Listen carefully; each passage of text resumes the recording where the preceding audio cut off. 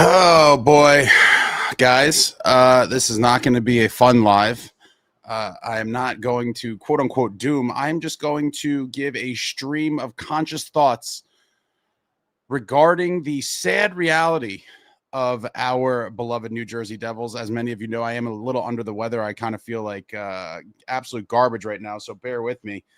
But the New Jersey Devils, riding a 3-game losing streak, head to Toronto and get their faces bashed in physically, metaphorically, on the scoreboard, and they drop a painful loss to the Maple Leafs by a score of 4-0. Oh, welcome back, Devils fans. It is your host, Ace, here on Running with the Devils, where we are talking New Jersey Devils hockey all year long. Please hit that subscribe button, smash the like, share with a friend. Thank you very much. And wow, guys, we're in the red light district, obviously. Red light district for times like this. This was a painful one. This was an extremely telling one. The New Jersey Devils are just in a complete disastrous way at this moment in time. There is nothing to be proud of. There is nothing to cling to. There's literally nothing positive surrounding this hockey club right now. The joy of being a Devils fan has slowly been sucked out of us. And it's completely frustrating. A lot of us have kind of seen the writing on the wall. Many of the people I will call doomers have, said it super early. I did not feel like it was warranted at the time. In the end, a lot of these people will be proven to be right. Although I do think they were premature with a lot of their comments, but in the end, this group is just not good enough, not nearly good enough. And it's tragic. There's so much to get to, but let's just go through the game stuff real quick before I kind of go on my, soapbox here. We get to the game, and this one was over early. Leafs on the power play. Couple decent saves by Markey leading up to this, and then he just gets beat clean. Bobby McCann just blows one by him, gives the Leafs the 1-0 lead. That is how the first period would end. We get to the second. More chances for the Devils, cannot finish to save their lives.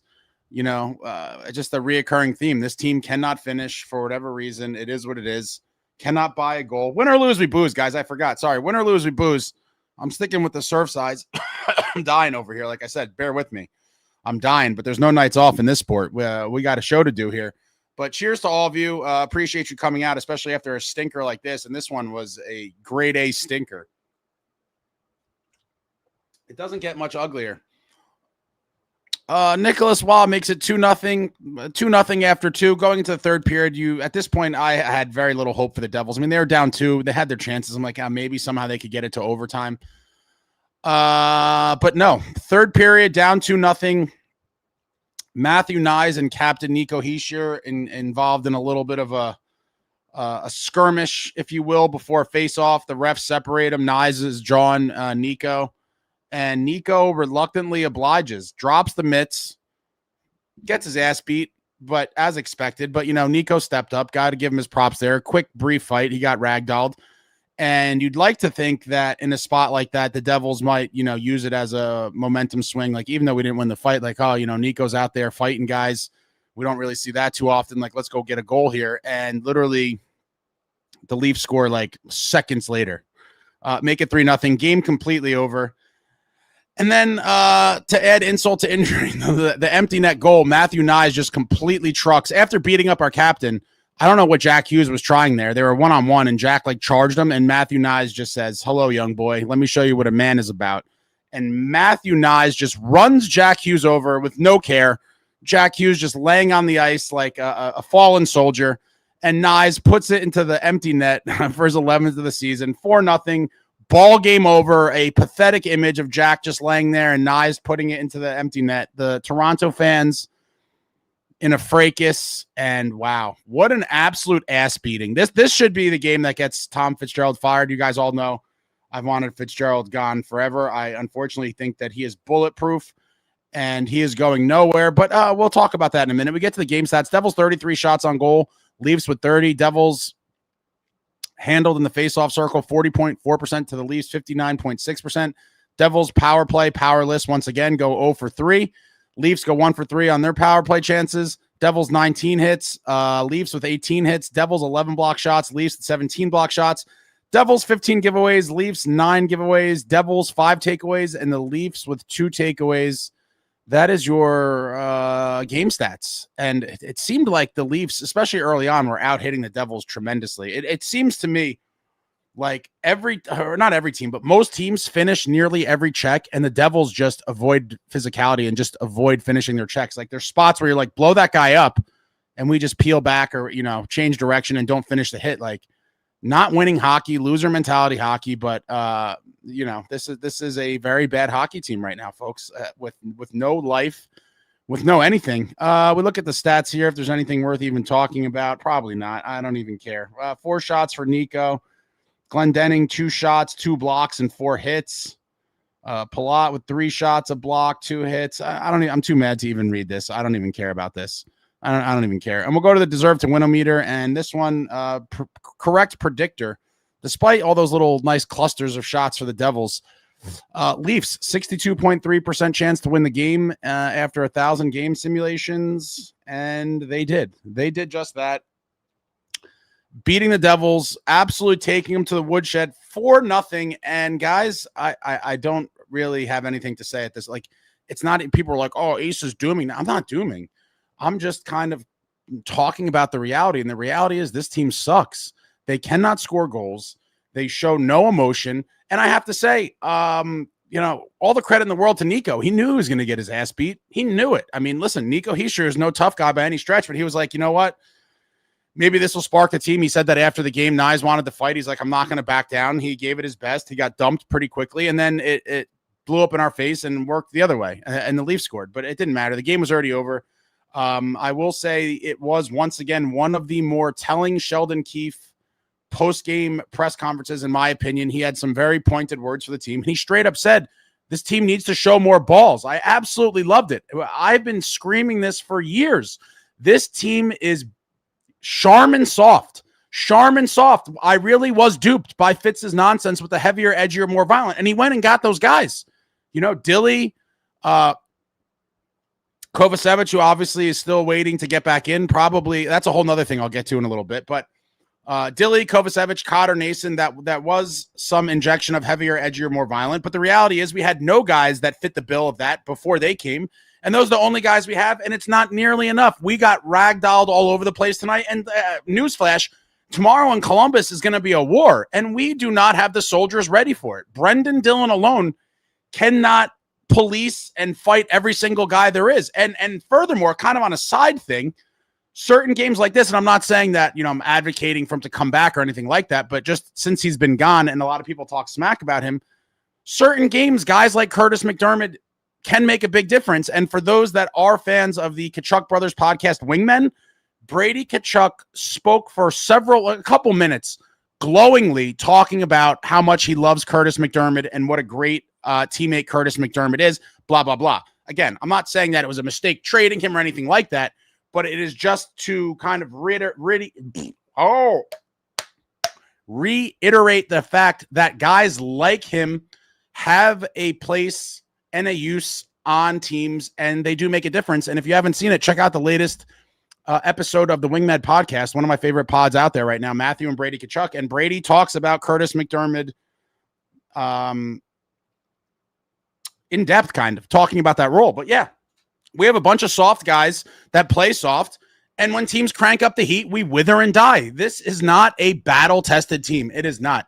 The heavier, edgier, more violent motto, he had it right, but he did not finish the job. And by finishing the job, in my estimation, that would be getting, a top 6 guy that kind of fits that bill, a scritty, like the skill and grit, a scritty winger that could score and has a little bite to their game. We are just a soft team that gets smacked all over the place. And we saw it tonight, so much so that Sheldon Keefe was like, I want these guys to show some balls and show some more physicality. He literally said the word balls. They need to show more balls. When Sheldon Keefe is calling you out, and I feel bad for Keefe, and for anyone who's talking about fire Keefe and all this, I somewhat understand, but your energy and your anger is totally misguided. The man you should be pointing the finger at and calling for the head, it's one man, Tom Fitzgerald, the man who made this sorry sack of a roster, and cannot or seemingly cannot make any improvements because he's put himself in a corner now where everyone on the entire team has trade protection and he can't do anything. And so to get mad at Sheldon Keefe and scapegoat him and people saying fire Keefe, how many coaches do you want to get fired before you sit back and realize the problem is not the coach? It starts in the front office with Tom Fitzgerald for constructing a Charmin soft, baby shit soft team and cannot identify the correct pieces to put around these guys. Because again, while I do think this core is never going to win anything on their own, and I've said this for weeks now, part of me still believes that if a couple big pieces were put around them, they could have a chance. But we don't have any cap space to do that, and we have an incompetent general manager anyway, so that's not going to happen. But the point is, there's one constant or two constants in all of this over the past however many years you want to go back, and it's Tom Fitzgerald and this core of players. And so to now look at Sheldon Keefe, a man who has made the playoffs, granted, did not get too far, and that's a whole nother topic. I believe that core in Toronto was cursed and had their own issues, but a man that made the playoffs every single place he ever coached, including juniors, AHL, went to the playoffs every place he ever coached. And you're now going to scapegoat him because you don't want to come to the reality, the painful reality, that the general manager is completely inept and that this group is not it. Those are the only two things you should be pointing those fingers at. This group of players and the general manager. I feel horrible for Sheldon Keefe. Anyone who's blaming him, you're completely lost. And I'd love to see his fire in the post-game presser to literally say this team needs to show some more balls, so show some more physicality and show you're trying to work through it and blah, blah, blah, whatever, everything else that he had said. Very telling. It'll be on the internet. Hopefully they don't censor it. But, I mean, my God, enough is enough. This poor guy just getting these went from one underachieving sorry sack of players in Toronto to a new one here. Let me get to some of these supers. Bobby, thank you for the super. What's up, Ace? Absolutely pathetic showing tonight. Completely agree. We need to trade Brad, in my opinion. He is 2 feet from the net and completely misses. Palat whiffs on a golden chance set up by Jack. Our Devils just lost to, I guess that's half of the Toronto Marlies. It was a pathetic showing. I'm not shocked, honestly. And listen, I love Brader, but there's no way to defend him for his performance this season. He has been completely underwhelming. One of the guys that you look to boost your group and kind of pick it up a notch when Jack was down, and him and most of the other guys did the exact opposite. They were complete no-shows, disappeared, face on the milk cart, and like, where are you at? You cannot go that many games without scoring a goal. And yeah, assists are nice and great, and sure, that's all good and fine. But the reality is, when Jack goes down, you must score way more goals than you did, and it sucks. I like Brader. I don't know what the long-term future for him holds. But I could totally see people wanting to trade him. But the reality is, his trade value right now is probably nowhere near what people would expect it or want it to be. So I'm not looking to trade Brader or anyone else for that matter for the sake of trading them. Now, I've always said, to me, there's no one, untouchable does not exist. If there is a trade to be made that improves the hockey team, no matter who it is, I will take a look at it and consider it. That's my view. And so that applies to Bratt and anyone else. But I certainly am not looking just to trade him for the sake of trading him. And I don't know that you'll even find a potential trade involving him that would necessarily improve the team. And so I'm certainly not going to trade him just for the sake of trading him. But if something materializes that would make the team better, I would be all for it. I just don't know how likely that is. And again, we have a man who is absolutely clueless at the wheel, just driving the oh so bright future. These are the future is bright glasses, obviously, as you guys know. We should be living in the bright years now, and we're living in the darkest of times. What should have been perennial cup runs has now become, are we going to make the playoffs or not? Palat, I still like Pally, not at $6 million, but the contract is what it is. With that being said, the fact that he's been in the top six for, I don't know, a massive percentage of the last couple of years is an indictment on poor roster construction. Andre Palat should not be, if there's injuries or something and he has to slot up there for a couple games here and there, that's one thing. But when he's trotted out there on a nightly basis for the better part of 2 seasons, because you don't have anyone else to put there, that is an indictment on the general manager. And Andre Palat has no business being in the top 6. I'm sorry, he doesn't. Love Pally, but not in the top 6 role. And I will say, a guy like Stammer, Just as an example, if he's getting fed those pucks from Jack, you best believe a lot of those chances aren't going to just get shot into the goalie's glove or into the crest. A guy like Stammer or a true finisher in that spot is going to put some of those in the back of the net. And it sucks. But here we are, guys, talking about the same shit. And it's just so infuriating because nothing's going to change. And we're watching it slip away again. 3 seasons in a row following a franchise record-setting season. And some of you might end up being right. A lot of people said, 22-23 was an outlier. This team isn't that good. I didn't want to believe that. I thought that really was indicative of what this team could be going forward. Obviously not going to set a franchise record every year, but a solid team that could be expected to get to the playoffs and win a couple rounds and possibly contend. But it's been nothing but regression since. But thank you for the super, Bobby. Appreciate it. Timu, thank you for the super. The team is an absolute embarrassment. The team is an insult to the diehard fans. They sulk, pout, and whine. To me, there are clear locker room issues and an obvious organizational problem. Well, there's a lot to get to there. The team is an embarrassment. And the longer you've been a fan of this team that saw winning teams and winning mentality and how winners and a winning organization goes about their business, the more insulting it is. And so, Timo, I know you're a longer time fan like myself and many of the others here, and it is an insult to the diehard fans.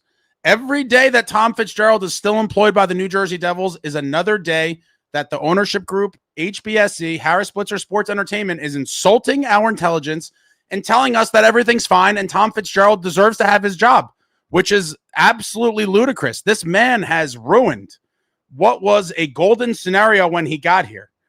Amazing pieces in place with nicohischier, Jesper Bratt, jackhughes, tons of cap space, draft capital, and he's literally driven it. He took the car and drove it into a cliff. Bad drafting, bad contracts with trade protection, and just inactivity, keeping his hand in his pockets and watching the window go right by. Everyone talked about, the future is bright and obsessing over future pieces and assets and all these things. And it's all for nothing because that window opened in 22-23 and now it's about this much cracked. It's all but shut. Is Nico going to resign here? Guys, don't even get me started on that. I've talked about the Nico thing going back to the summer. And if I was him, could not wait to get the hell out of here because this franchise has proven they are nothing but dysfunctional. The whole whiff of the Quinn Hughes thing will haunt this franchise for years. That's a whole nother story. But yeah, I'm with you, Timo. It is an insult to diehard fans. I have no idea what's going on in the locker room, but this organization certainly has some deep-rooted cancer, and nothing is going to change. It's another season of the same, and we're watching it in real time right now, and it's completely frustrating. Every day that Fitz is here is another day that this ownership group is not serious about winning. And there's nothing you could say to dispute it. And now, in terms of Johnny Kovacevic, I'll get to that in a minute. But the Kovacevic thing, I think, is going to blow up. But there's a lot of problems here. And it starts with, for any chance of anything to get better, it starts with Fitzgerald being shown the door. David Chimes, thank you for the super. Rename the show to Running with the Loser Beverages. Yeah, cheers to all of you. We've been drinking loser beverages for a while now. 4 straight games. I don't even know. What have we lost? I don't even know, 12 of the last 16 or something. Someone will have the stat. I'll find it in a minute. But thank you for the super, David. It's a dark time, guys. It is a dark time, and I have nothing positive to say, honestly. I have nothing positive to say about this team whatsoever. I mean, what is there positive to say? I'm sure there'll be some people out there that tell you, oh, this guy's chart was great and the expected goals, expected this, expected that. I don't care about any of it. I don't care if you tell me for the past 10 games, they're the most statistically unlucky team on the planet. In the end, all that matters is actual goals that go in the net, and this team cannot score to save their lives. Jersey Roots. All right, now I'm going to start up here, so I got far behind here. Jersey Roots, for the love of God, please fire Fitz. We could only dream, guys.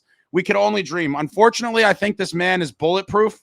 I don't think his job is in jeopardy, which is crazy. I mean, any of us in the real world, right? If we were anywhere near as bad at our jobs as this man is at his, we would have been gone a long, long time ago, but not Fitzy, baby. He's got more lives than a cat. Just actively ruining a once promising group. It was once promising, and now it's like, what is going to become of this group? I have no idea. I have no idea. But I do think at this point, nicohischier would be an insane human being if he resigns here. I mean, he really would be, I think, putting the kiss of death on his own career. I almost hope, and I love Nico, but for his own mental sanity and for his own career, I hope he gets the hell out of here. I hope he tells them, I'm not signing here. I've seen enough. Adios. Pyro, untouchable doesn't exist. Tom Fitzgerald sitting in a gunfight as Superman. Yeah. Alex says, I know. I should have said I know. 10,000. We aren't making it. Zomboos says, Luke has the same attitude as Jack. So if you hate Luke's attitude, you should hate Jack's. I'm not really sure what that's about. But this whole team needs to just, have a real awakening, because this is ugly. Ryle Up says, I don't want to trade Bratt for an entire team breakdown this year. No, but in fairness, he's been a part of all of these underachieving teams. A lot of these guys have. And as a group, they could be fine individual players, but in the end, as a group, they have never won a damn thing. They won a single playoff round and have constantly underachieved. So at some point, you cannot just say, oh, we'll get them next year. I mean, it's psychotic. It is the definition of insanity, doing the same thing over and over and over again, expecting a different result. These guys as a group have shown us who they are and what they're capable of. And unfortunately, what they're capable of is potentially maybe winning a first round matchup if they get a favorable one. Outside of that, it's going to be a coin flip at best to even make the playoffs. And at this point, their odds are probably below 30% or hovering around 30%. And if they do get in, they're going to get smashed. Bonzo, Ace, how can you wear their merch? Oh, God, you should put your hoodie and cap in the trash can and burn it on air. That's ridiculous. I would never do that. I'll be a Devils fan, unfortunately, in times like this, until the day I die. I grew up loving this team. I will always love this team. But times like this, with an ownership group like this, certainly makes it very hard and very painful to continue on. Washed Up says, I don't think Keefe lost the room. I think the team sucks ass monkey, and he's not helping. James says, Bratt for Kyrou, got to shake up this core. I would probably do that. I don't know that St. Louis would. I don't think St. Louis would. I mean, what is the benefit for them? I mean, yeah, I don't see why they would do it. I don't know. Maybe it's an interesting one, but I don't know that St. Louis would jump at that. Embracing Knight. It's funny how we went from weaponizing cap space to having none and still only 3 forwards. Yeah. And on the cap space issue, Kovacevic has to be ready to come back, or if not, very soon. And he's probably like, what the hell are you guys doing? Like, when can I come back? And they're probably like, well, you got to wait a little bit. We're working on it. I'll be very curious at some point if Fitz is not able to clear the cap space, if Kovacevic gets antsy. And again, this is me just speculating. I don't know how this all works, but I'd have to imagine there's a world in which he could file some sort of grievance with the Players Association. And maybe that would be the right type of black eye or something to kind of expedite Tom Fitzgerald being exposed for the complete buffoon that he is and getting him the hell out of here. Because Kovacevic has got to be damn close. And Fitzy's $4 million short of being able to bring him back. So it's a very interesting scenario kind of brewing in the background. Snorkel Life says San Jose is so much more fun than my Devils to watch. Truth. Oh, of course they are. It's not even, they score goals. They have young, exciting players. True Patriot says the future is ruined. A lot of it is. Crazy Alex, will there be a New Year's live tomorrow? I'm not even watching the game. I'm watching Stranger Things instead. There will be a live after the game tomorrow. I thought about going to see Stranger Things in the movie theater on New Year's Day. I'll have to, I don't know. But I know, listen, I don't blame anybody who's watching the finale over the game. I mean, what you're going to watch the Devils lose another one on the road and probably get our asses physically beat in the process. Benjamin says, everyone happy Garden Gnome Jackhughes is back. 1 goal in 0-3-1. That's going to take him some time, man. I mean, listen, I'm not blaming Jack for this. Obviously, The fact that we got bodies back all at once and the team hasn't won a game since is certainly, I think, opened people's eyes to the reality that this team is nowhere near as good as people thought. Because, when we were injured, everyone's like, oh, we're injured. Wait till we get everyone back. They're going to come back. And then they came back and we still haven't won a game. So, what are we talking about? We're talking about a bright future that is never coming. It's terrible. Dire Distress says there's no future with this team. John Fay. Tom, I know nothing about winning Fitzgerald. I agree with that. M Force, can someone also explain why Jack hardly talks in the post game after a loss? Well, the Devils pick what guys they want to put out, so they're rarely going to put Jack out. Obviously, you all know he hates talking to the media, so he's never going to be the guy to go out there after a loss, unless maybe like he had a hat trick or something in a losing effort. Then maybe they would. True Patriot says even if Devils got in the playoffs, who are they beating? No one. I have to agree. Barring any major changes, how can you even be excited about them getting in the playoffs? It's like, yeah, they're going to get in the playoffs and get absolutely smoked. Kieran, being hamstrung by these no trade clauses is just GMJV. Yeah, the whole team has them. I mean, what are you going to do? I do think the only way out of this is for Fitz to find a home for Dougie for one of the teams on his list. But I'm sure he's already probably went that route and no one wants him. And so here we are probably stuck with him. I have no idea how he's going to get the money, but he's going to have to figure it out stat because Kovacevic is probably very close to returning. Samuel says the time is bright, but this is a 4-year eclipse. Bungie Boris, Stammer mentioned old people comments inbound. Oh yeah, please. I'm done fighting with the children with the the guy's 32, put him out to pasture. There's tons of old guys in the league getting it done. Tasha says, Tom, my life came in second place, Fitzgerald. Backs and racks, rebuild or retool now. I really think it should be a retool. There still are good pieces in place here, but at some point, like, you have to start that retool, right? And what are we waiting for?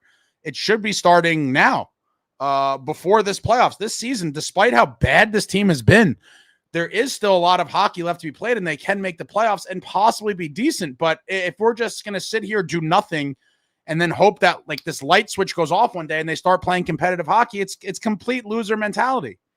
It really is. Like, something needs to change.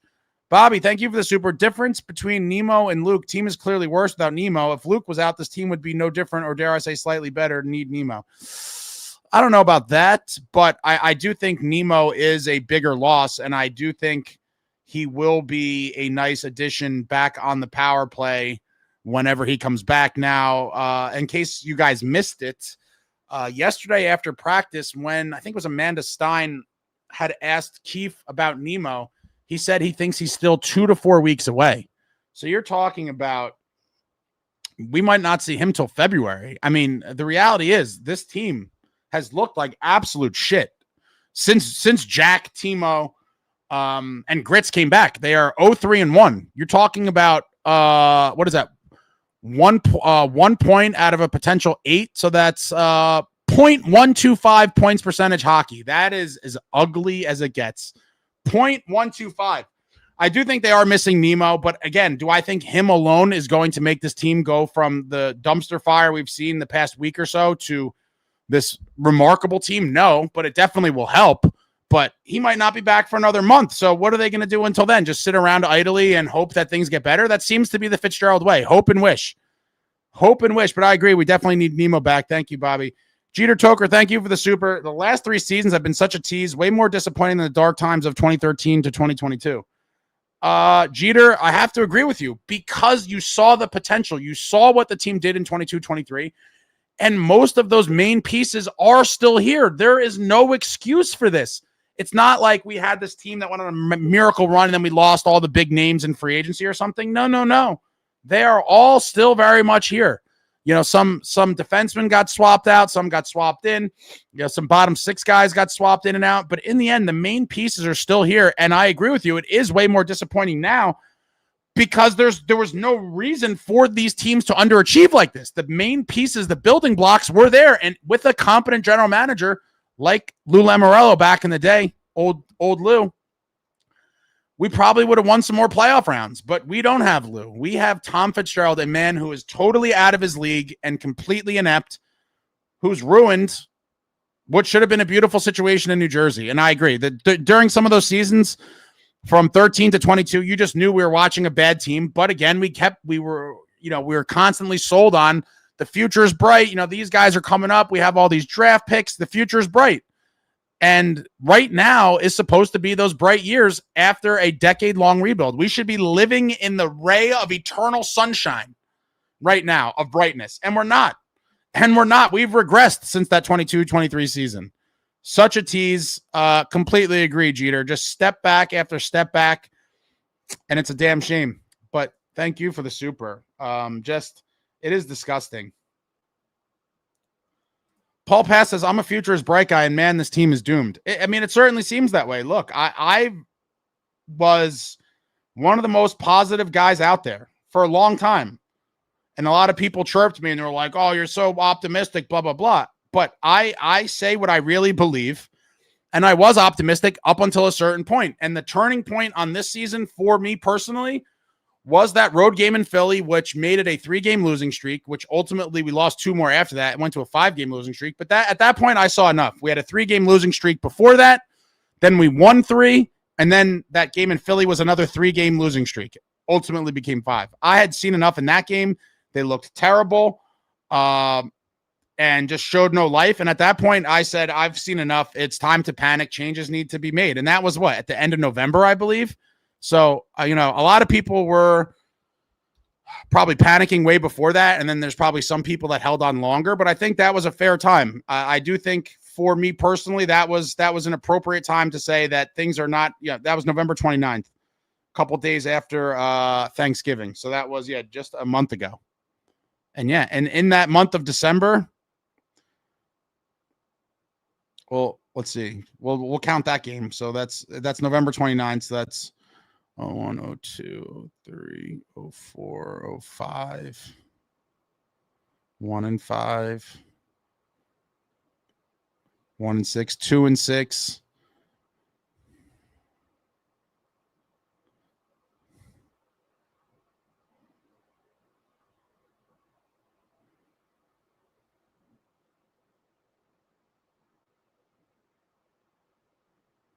Yeah, so what are you, 4-10-1?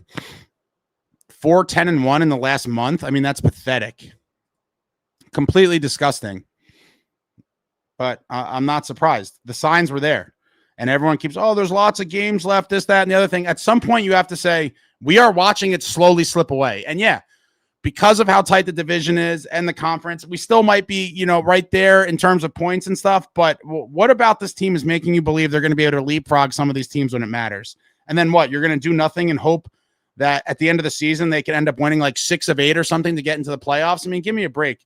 Richard, if they lose their next 3 out of 5, nobody's untouchable. You look hard at what will make this team better. If they lose 3 of their next 5, why do we have to see that? I've seen enough. 4-10-1 in the last month. I think we're there. What is this metric of losing 3 of the next 5? Doomsday is here. Doomsday is here right now. Trevor 95, Dougie has now become a cancer to this team. His situation coupled with no Quinn was just more wood on the dumpster fire. And I think there's something to that too, right? Maybe he was approached and made him feel some kind of way, and now he's sulking. Be a professional, right? That could be the case. And he's looked like he's been completely disinterested.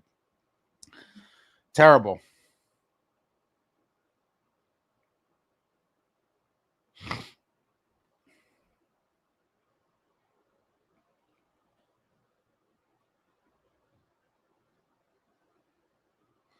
Justin Smith says, how about we hold Mercer and Meyer accountable instead of blaming everyone else all the time?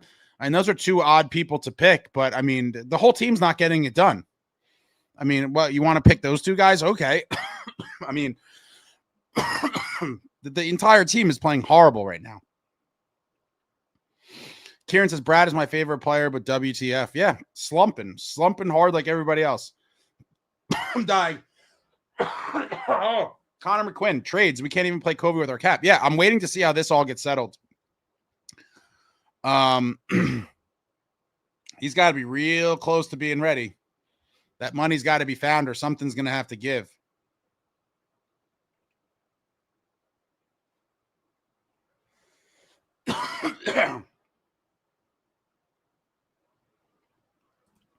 How I got a Jeremy Proper, how we afford Stammer, they're not going to retain. No, I don't think we're making any deals. I've said that for a long time.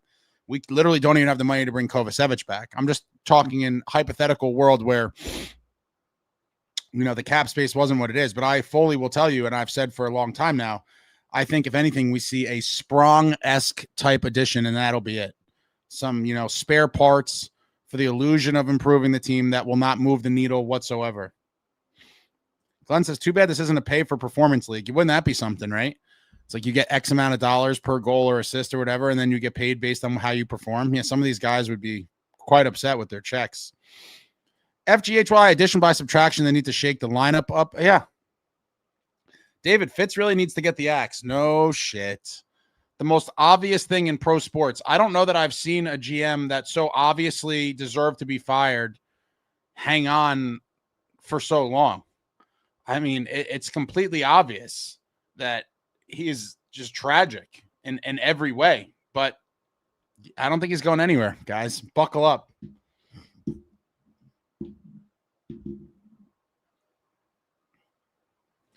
Army says, whether you believe Keefe is the reason for the losing or not, he needs to go right now. Bring in DeBoer before another season's down the drain. How is this logical to people? How do you look at this group of sad sack losers who are getting chances left and right and cannot bury pucks and say, Keefe needs to go right now? It's complete insanity. The GM needs to go right now. The guy who built this disaster, he needs to go, not Sheldon Keefe.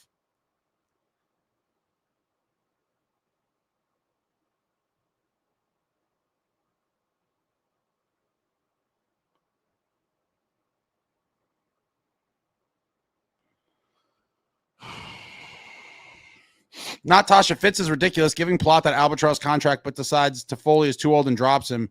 Guess what? Toffoli's still sniping. Yeah, I thought that money would have went towards another top six winger. Like I did not want Toffoli back, if I'm being honest. I wanted a different top six winger. I never thought that they would move on from Toffoli and then not replace him with somebody else, but leave it to Tom Fitzgerald to do just that. And we're still talking about a top six winger because Toffoli was never replaced.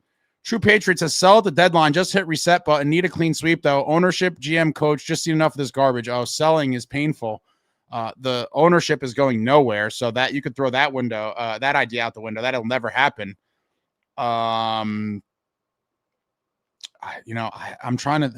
If they miss the playoffs, is that enough to get Fitz fired? Maybe, because now he's messing with the money.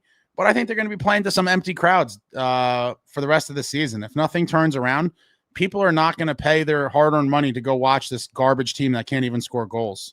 I mean, it's insane. Timu says they're gaslighting the fans. Yeah, by allowing Fitzgerald to continually have his job, I believe it is gaslighting the fans. They're saying you're telling everyone that this man is good at his job and the hockey club is in good hands with him at the helm, and it clearly is not.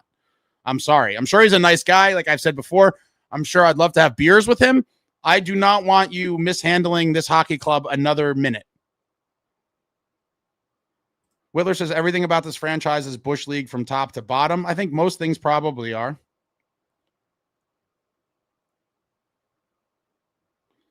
Sunrise Art Cinema, corporate conglomerate, doesn't care. Average fan goes to the Rock, gets beers, and enjoys the one game of hockey they've watched their whole lives. It's pathetic.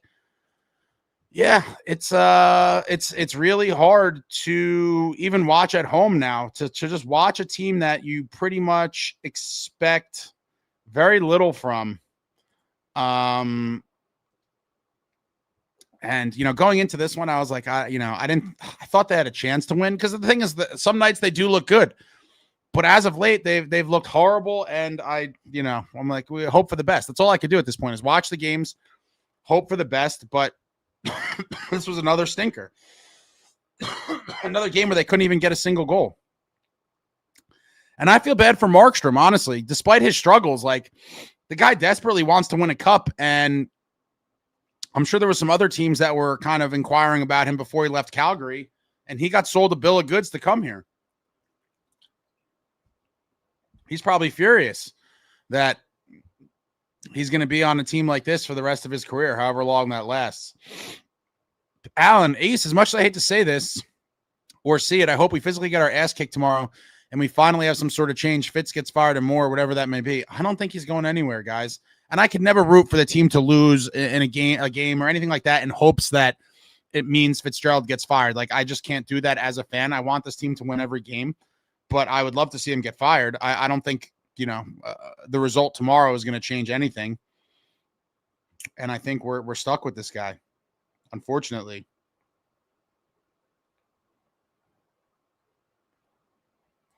Jersey Root says, boycott ticket sales and merchandise. Those rich pricks don't deserve our loot. I mean, unfortunately, that's probably the only way a message will get across.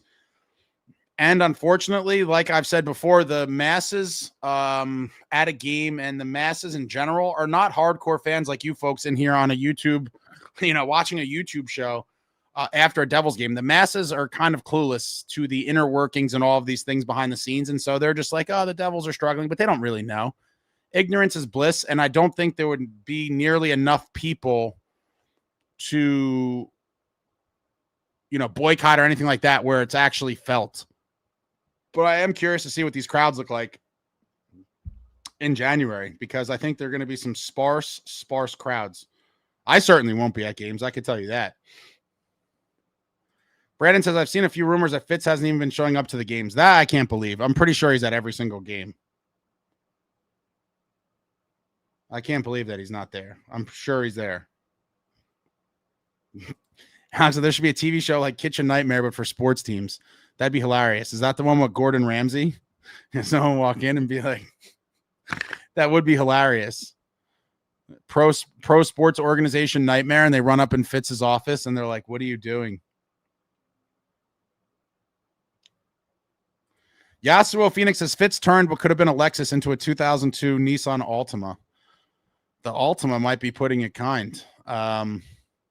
It's been ugly. It's been ugly, and there's no excuse for it. We should have been set up to contend for a while. That has not happened. Vecna Fitzgerald says Jack will be asking for a trade in a year or two, no doubt. I don't know about that. I think he probably likes the area. I'd be curious to. I can't get a good read on him because he's all over the place, Jack. I don't know.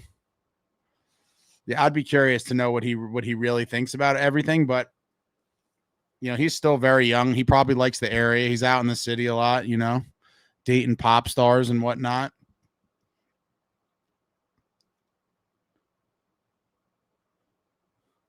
Glenn says, no way Nico signs on for more of this. We're going to find out.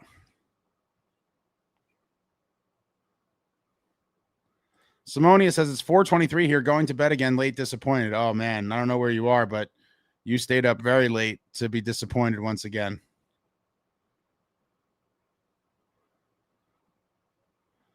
Running with the Woodson says getting Quinn would have only pushed back the next rebuild further down the road. Oh, Woodson.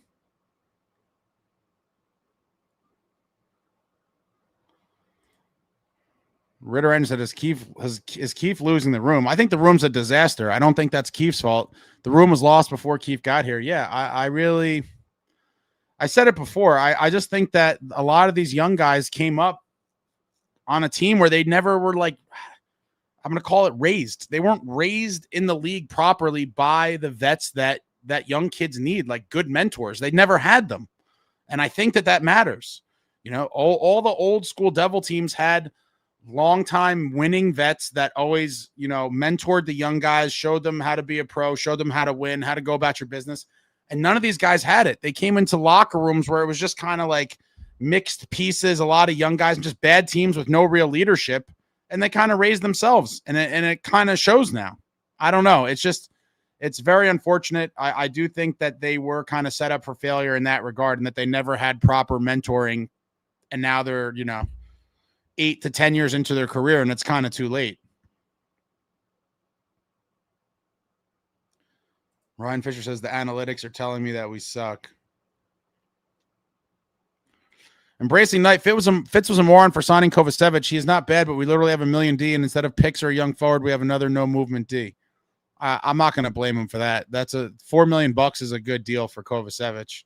And The reality is Dougie's the odd man out now. Like, Dougie needs to go. I'll never talk smack about the Kovacevic signing. I know a lot of people are. I'm certainly not. And he's one of the only other physical D-men we have besides Dilly as well. Like, I'll never say that was a bad signing.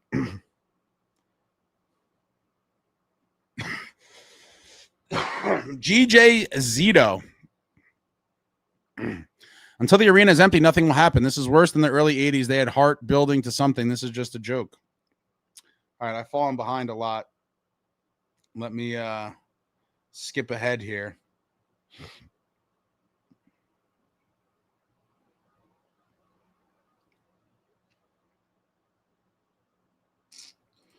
Robert says, Ace, dude, we're 3 points out of the playoffs. But this is the thing.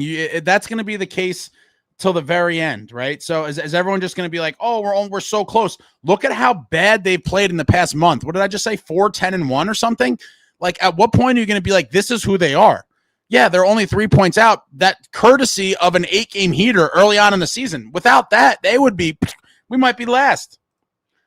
Brian, thank you for the super. Am I the only one who thinks LaGreca is terrible as play-by-play? I watch the Leafs feed because I can't stand him. The pitchfork line is just crude. I have to disagree. I know a lot of people are down on Don. I like Don.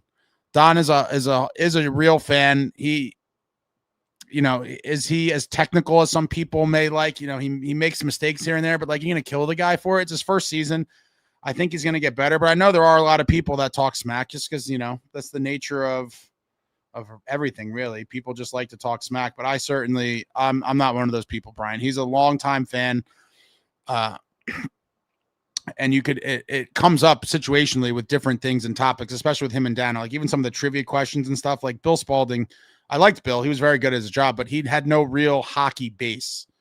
I always prefer the hockey knowledge kind of insight, but I understand where you're coming from. I just don't agree with it, but thank you for the super. All right.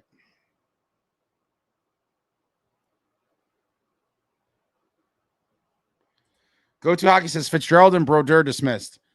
I will never agree with the people talking smack on Marty. Marty is probably dying inside during these type of seasons. Marty, for the most part, I think he gives his thoughts on whatever matters they're talking about, but he's certainly not making any major decisions. Like I said, I think they ask him his opinion about stuff, but in the end, it's Fitz. And I think the math nerds in the analytics department, and I'm sure there's a ton of stuff that he does not agree with and does not like. I would love to see Marty with ultimate decision-making authority. I think you would see meaningful changes. I would love to see him get the chance if they eventually wake up and can Fitz, but I that might not happen for a while.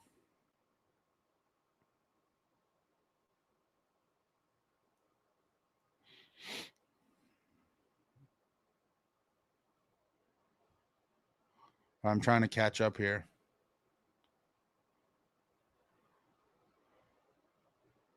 Oh, I fell behind. Frank says it's basic corporate bullshit. They own multiple teams that don't care. Absentee landlords. Certainly seems like that. That's just another kind of, another toy in the portfolio. And the true measure of success is not Stanley Cups or playoff wins. It's money. And it's unfortunate. Beachmaster Ace, why did Devils fans hate on Covey and Hall when they sacrificed the body to carry this team? Are you talking about Ilya Kovalchuk? People are, people have short-term memories, I suppose, but, Ilya Kovalchuk and Taylor Hall had way more heart than anybody on this team. That's for damn sure.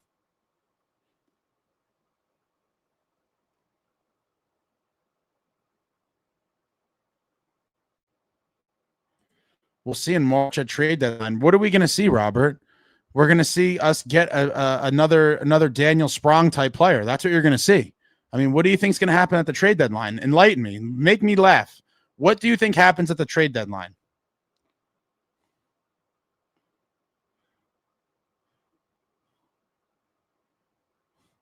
Justin said we definitely are a Mickey Mouse organization now. Yeah, it certainly seems that way. Thumbs up for the Ace Nader. Thanks, Del Evan. Hit the thumbs up for your boy. And wow.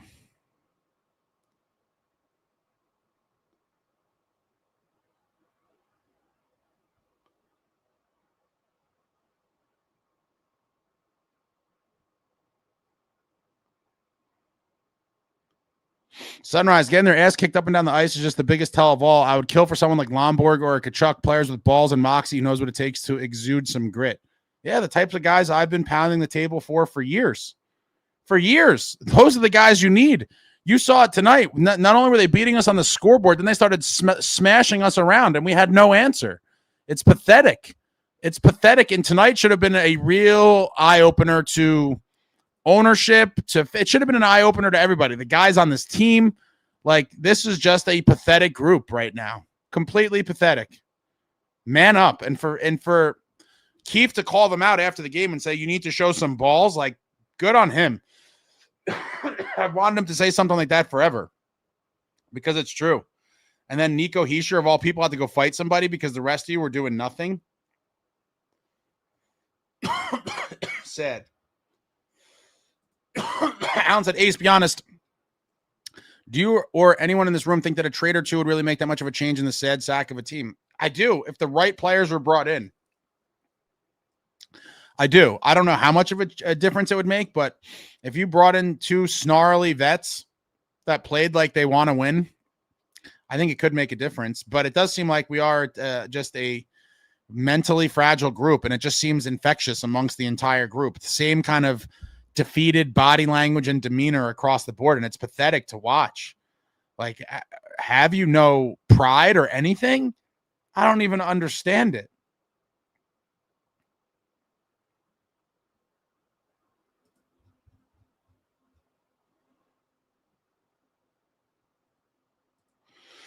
David, I missed this. Sorry. Thank you for this. 100% true. Kovacevic could file a grievance. I checked. Yeah, I mean, so there's something to keep an eye on.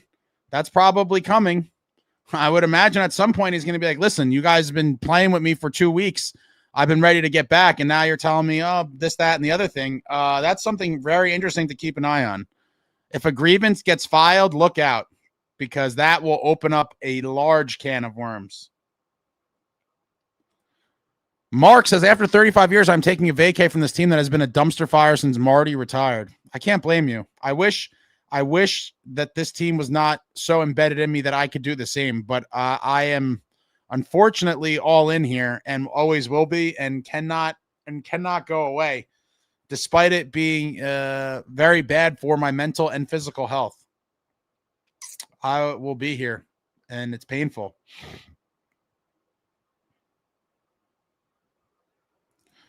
M. Canstani says, Kobe does have a no-trade clause, but if I can't play because of cap issues, I'm waiving my no-trade clause so I can be on another team's roster.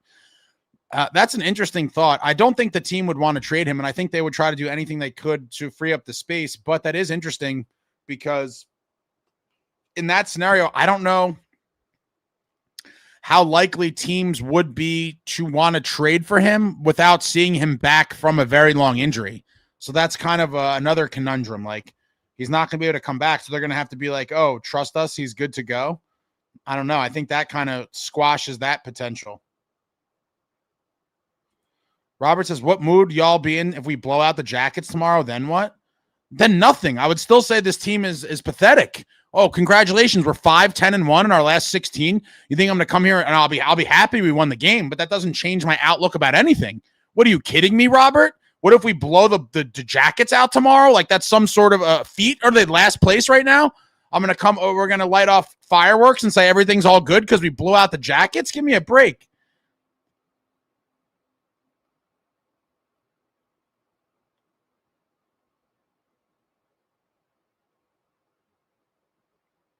All right, I got to catch up here. You guys are very chatty. Shout out to everybody.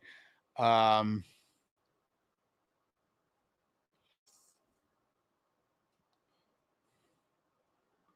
got to catch up.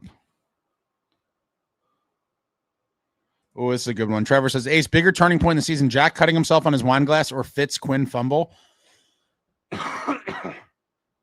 I'm gonna say the Fitz fumble. Natasha says, I mean, it's bad when Christy Flannery is calling for Fitz's head. Did she? I haven't looked at too much after the game. I've been just furious. But yeah, that is a pretty telltale sign. Shout out to Christy. Very, very nice woman, great writer. If she's calling for Fitz's head, yeah, that pretty much means that the entire world is now calling for Fitz's head. But it's telling because it's that painfully obvious. There's no way to sugarcoat it or gloss over it. Private Pirate Ace, 6 wins over our last 20. Is the season over? I think it's pretty close to it. Despite still being not too far out in the standings. If nothing is done to improve the team, I can't believe that even if they sneak into the playoffs, they're going to get thumped. Let's be real. It'll be like a massacre.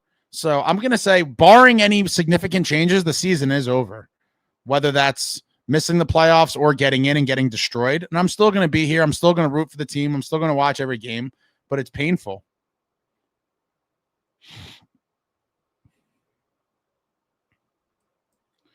Samuel says, what tools do you have to start a retool? Who wants what we have? Oh, we have plenty. Come on, man. We still have draft picks, prospects. There are some roster players with value. There's certainly a lot of assets to go about a retool here. Definitely is. Devil Evans said, Ace, great interview with Kurt. Oh, thanks. Yeah, if you haven't seen it, I did a pretty extensive interview with former Devil Curtis Gabriel. You could check that out in the interviews playlist on the channel. He had some good insight about some of the guys he's played with and stuff, including Scott Stevens, who was an assistant coach with the Wild when he was there. Yeah, but definitely check that out. But thank you. Dire Distress, we went from question Nemo as a pick, and now he's our savior.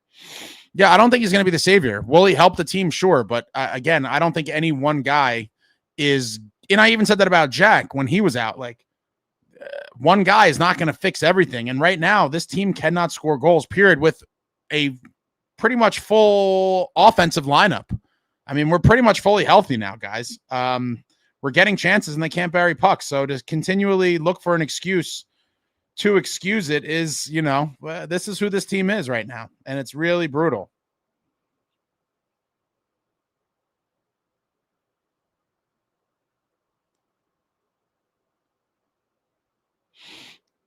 All right, I'm trying to skip ahead here. Super far back. Shout out to everybody hanging out on another miserable night. Another miserable night for Devils fans.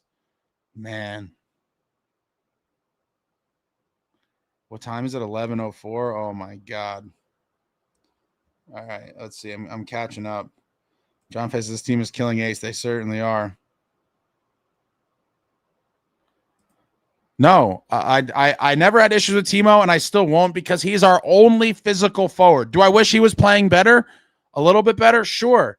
But in the end, he's never going to be the guy I point the finger at as like the sole guy. And at this point, everyone's underachieving. There is no really one guy. The whole team as a group is underperforming, period. The Devils are 360 bong hits. The Devils are 32nd in 5-on-5 goals in 2025 calendar year. Yeah, it's been an ugly calendar year in more ways than one. And dead last in 5-on-5 goals is pathetic. Completely pathetic. Just bring Sprong back.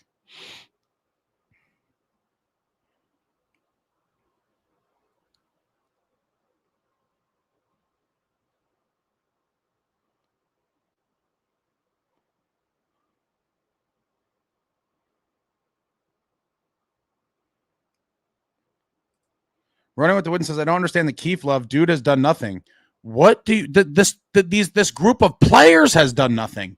I'm curious, Woodson, why are you going to allow this sorry GM to potentially scapegoat another coach? I would love to know. Prezify, thank you for the super. Season has been over. Major changes need to be made. Blow it all up. Our star players don't even give a shit. Why should we anymore? F them all. I mean, pretty harsh, but I can't say that anything you said here is crazy. It seems like this is another season where they're going nowhere and nothing's happening. And it seems like a lot of guys are checked out. And I agree, Prezify. Why should we care anymore? Again, I'm a super diehard, obviously, so I'm kind of stuck in this position where I will never be able to just check out, as painful as it is on so many levels, but it really does suck. But thank you. You'd like to see some guys show a little more care. And again, Keefe called it out in the post-game press conference. Guys got to show some balls, show some physicality, look like you want to win. He's getting fed up too. Brian says Fitz needs to start doing the post-game pressers after losses, not Keefe. Yeah, right. He's in witness protection, kids. We might not ever see that guy again.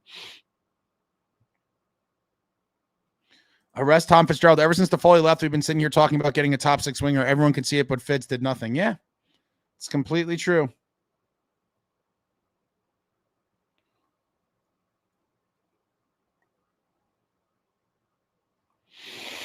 John Fay said, Ace, the thing about Toffoli was it came down to years, if I'm not mistaken. Toffoli either wanted 3 or 4 and Fitz wanted 2. They couldn't come to agreement, so he was traded to the Sharks.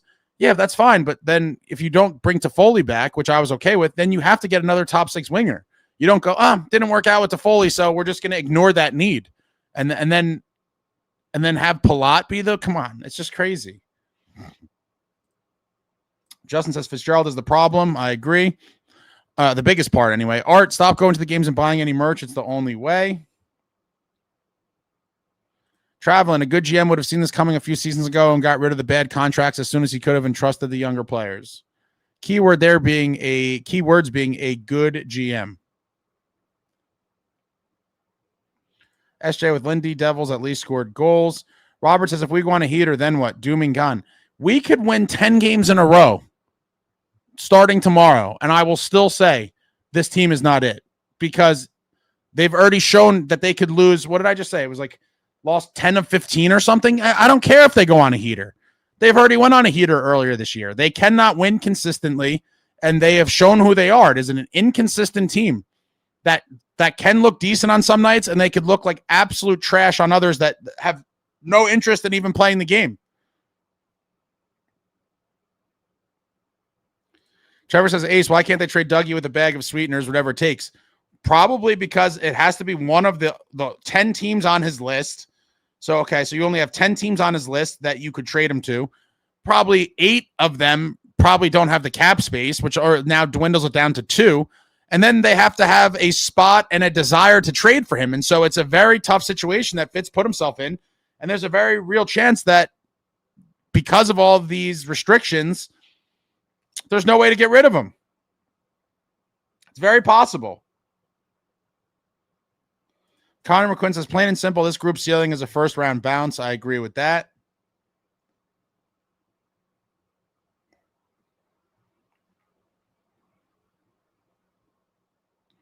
M. Canstania Sabres, winners of 9 in a row with Lindy behind the bench. This team's issue wasn't the coaches. No, I think it's crazy that everyone wants to blame the coach and not the players for underperforming and the general manager that put the group together.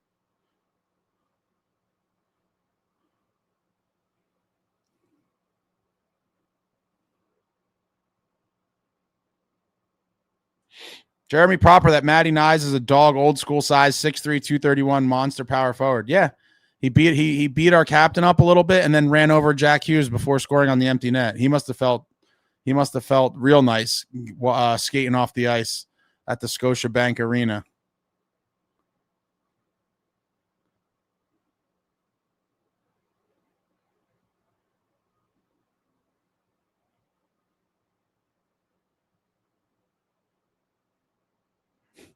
Fitz should get a life sentence for ruining this franchise. I mean, he really did. What a dark time. This will be reflected on in years from now as a very dark time that didn't have to be. The Tom Fitzgerald era will go down in Devils history as what could have been.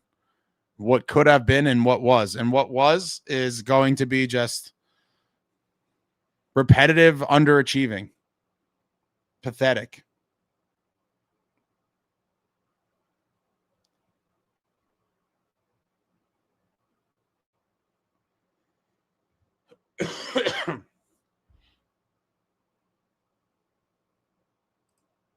M can't stand it. Ace, if Dougie was furious, he'd be waiving his no move clause and asking it to be traded.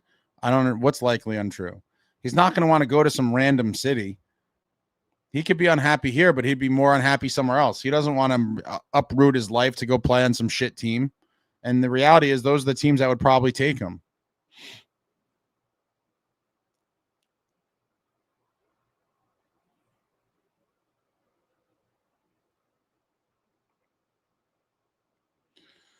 Brian, Luke was terrible before the trade. Luke's going to be fine, guys. I mean, everyone's down on him. I get it.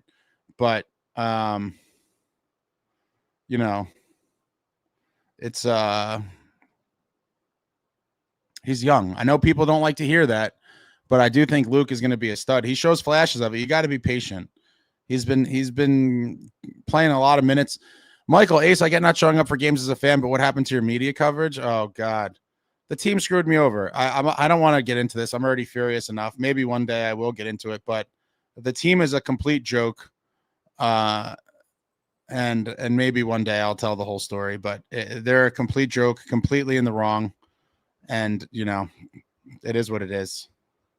That my brief media career lasted 4 games. It was a fun 4 games, but that's about that.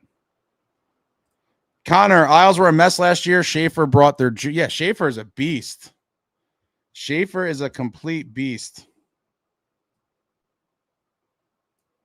Isles fans have to be elated with that kid coming in and just looking like an absolute stud.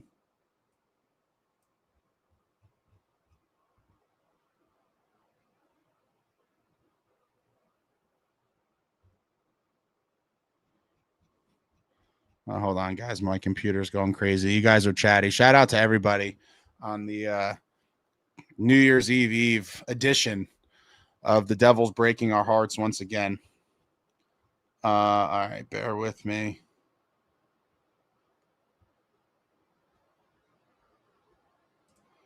Daniel, thank you for the super fits around. Find out. We're finding out, all right. We fits around and we're finding out that it's a painful go, man. It really is. Doug, thank you for the super. Healthy scratch Hamilton until he gets traded. I don't know how I feel about this because I just can't see them doing it. And I don't know how much that will, well, I guess, if there's I guess the only way that would make sense to me is if they had a trade in place that he would have to sign off on and he refused, then they could try it as like a force. But I don't think Fitz is cut out. Like I don't think he's cut out like that. Like that's like a hard ball. Like I think he wants to be known as like the nice guy, blah, blah, blah.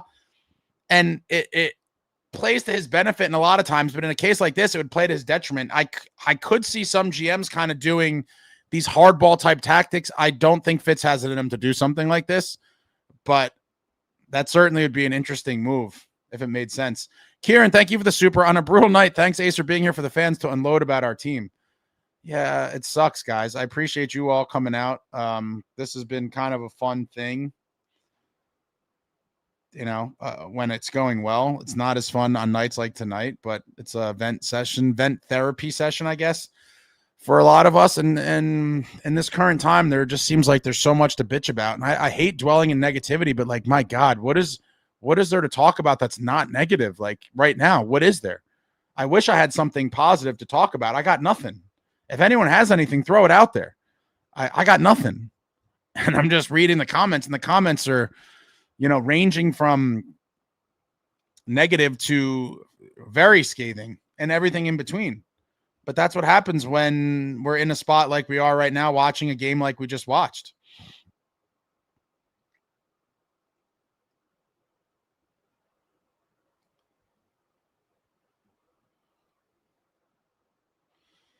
Mia says the team is broken with all the trade talk, it seems. I do think that and again, that's another lingering effect of the Quinn Hughes thing. Aside from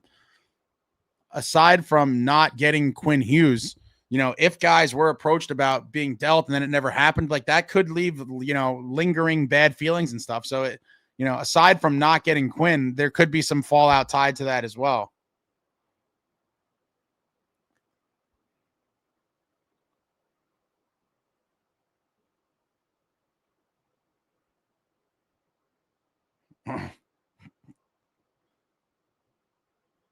Yeah, some of you guys are crazy in the Justin Smith, the Devils organization hates the fans. I don't think they hate the fans. I just don't think they care about winning. And so if you're a fan that cares about winning, they don't care. NJD theory, it's wild how our untouchables, in my opinion, are the ones without any movement clauses. Yeah, isn't that crazy? It is interesting how that kind of lined up like that. And then Fitz went on a spree of just handing them out to everybody.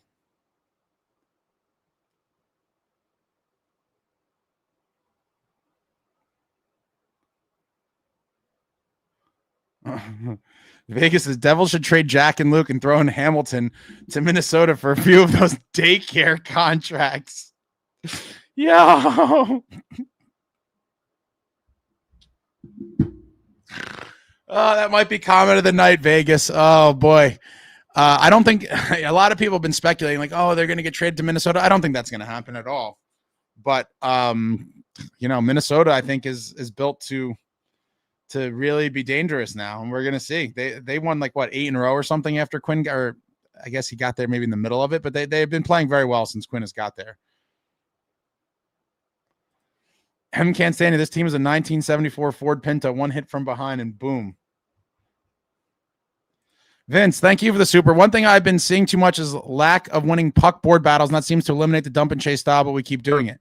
Yeah, we don't have real dogs, guys. I hate to keep dwelling on that, but yeah, we're not. You see the one-on-one battles, and then we come out on the losing end of them a lot. There was one. I forget what period it was in. There was a delayed penalty on the Leafs, and Dougie was actually behind, in deep in the ozone. He had the puck on the wall. And I forget which Leaf it was. A guy much smaller than him just came and bullied him and basically got the puck and got the whistle. Markey was off for the extra attacker and Dougie lost a one-on-one board battle to a midget. It happens a lot. We just get pummeled.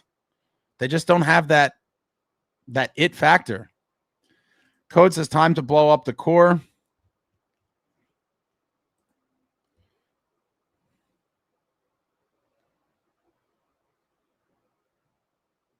Pens jumped us tonight. Oh, there you go. All right, let me.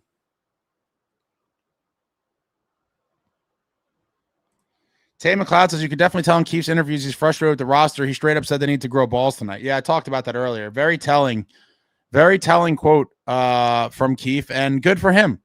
I think he's probably long overdue for a call out at that level. It's true. Show that you want to win. You could say whatever you want, but when you go out there and give these gutless ass performances, I'm glad that Keefe said that shit. And I hope they all watch it and hear it. Yeah, that means you.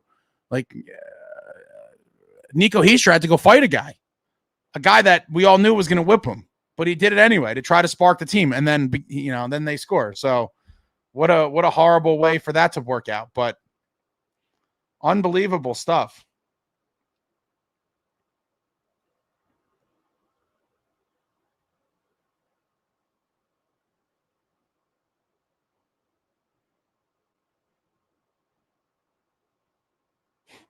If Phillip Rivers can come back, Brodeur can come back and play. A little different. I don't think Marty has any interest. Cansandy, you said it before, Ace. Owners bringing money through Prue Center events. Who cares what this team does when music artists constantly sell out the venue? Yeah, their report card is dollars. And unfortunately, you do not have to be a winning hockey team to make money. With merchandise and TV deals and all these other things, they could be perfectly content making whatever money they're making, even with the team potentially missing the playoffs. And that's the sad reality.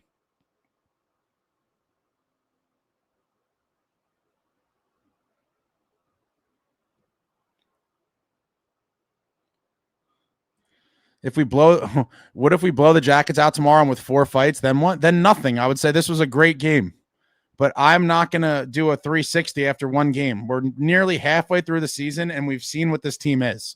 One game tomorrow night against the team in last place in the conference is not going to change my mind at all. At all. And furthermore, I think we're going to get pummeled tomorrow. If you remember, the last time we played at the Rock was Dilly's 1,000th game, and we got beat up after blowing a 2-0 lead.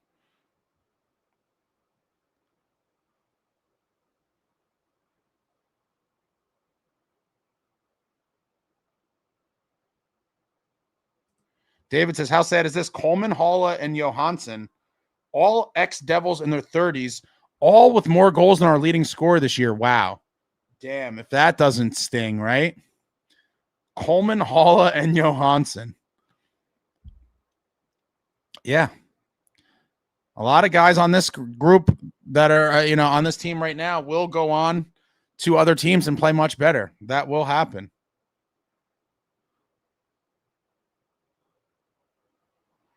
Dr. Stress Nico is sitting on the bench staring at the ice at the end of the game. He's probably furious.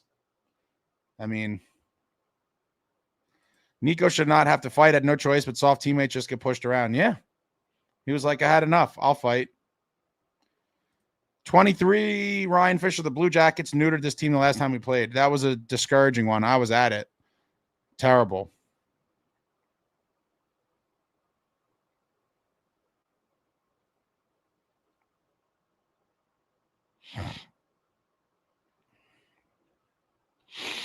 Timu says, I think it's an organization problem because even guys like Nason, Pesci, Dylan, and Brown all have that same body language, and they've barely been on this team with this core. It's a toxic locker. I guess toxic locker room. Kieran, 272 in the chat. Hit the like. Hit the thumbs up. Stop being stingy. I'm dying out here.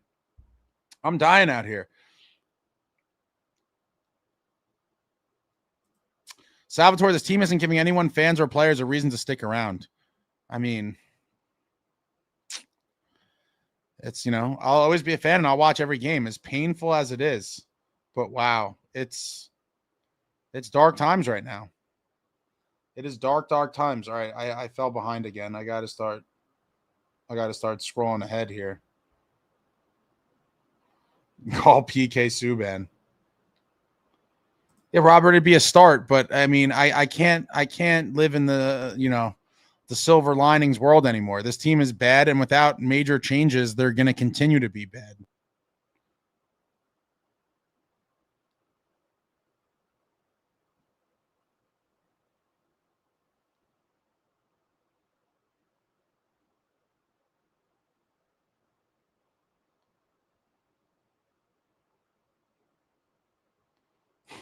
Blade Deasy, I think Devils ownership and Fitz are getting daily advice from Jerry Jones on how to ruin a franchise. Well, listen, Jerry Jones had his little day in the sun, though, or his run when he won all those Super Bowls with the old school Cowboys. Obviously, he hasn't done anything since. But, these owners were not part of any of the previous Stanley Cup championships.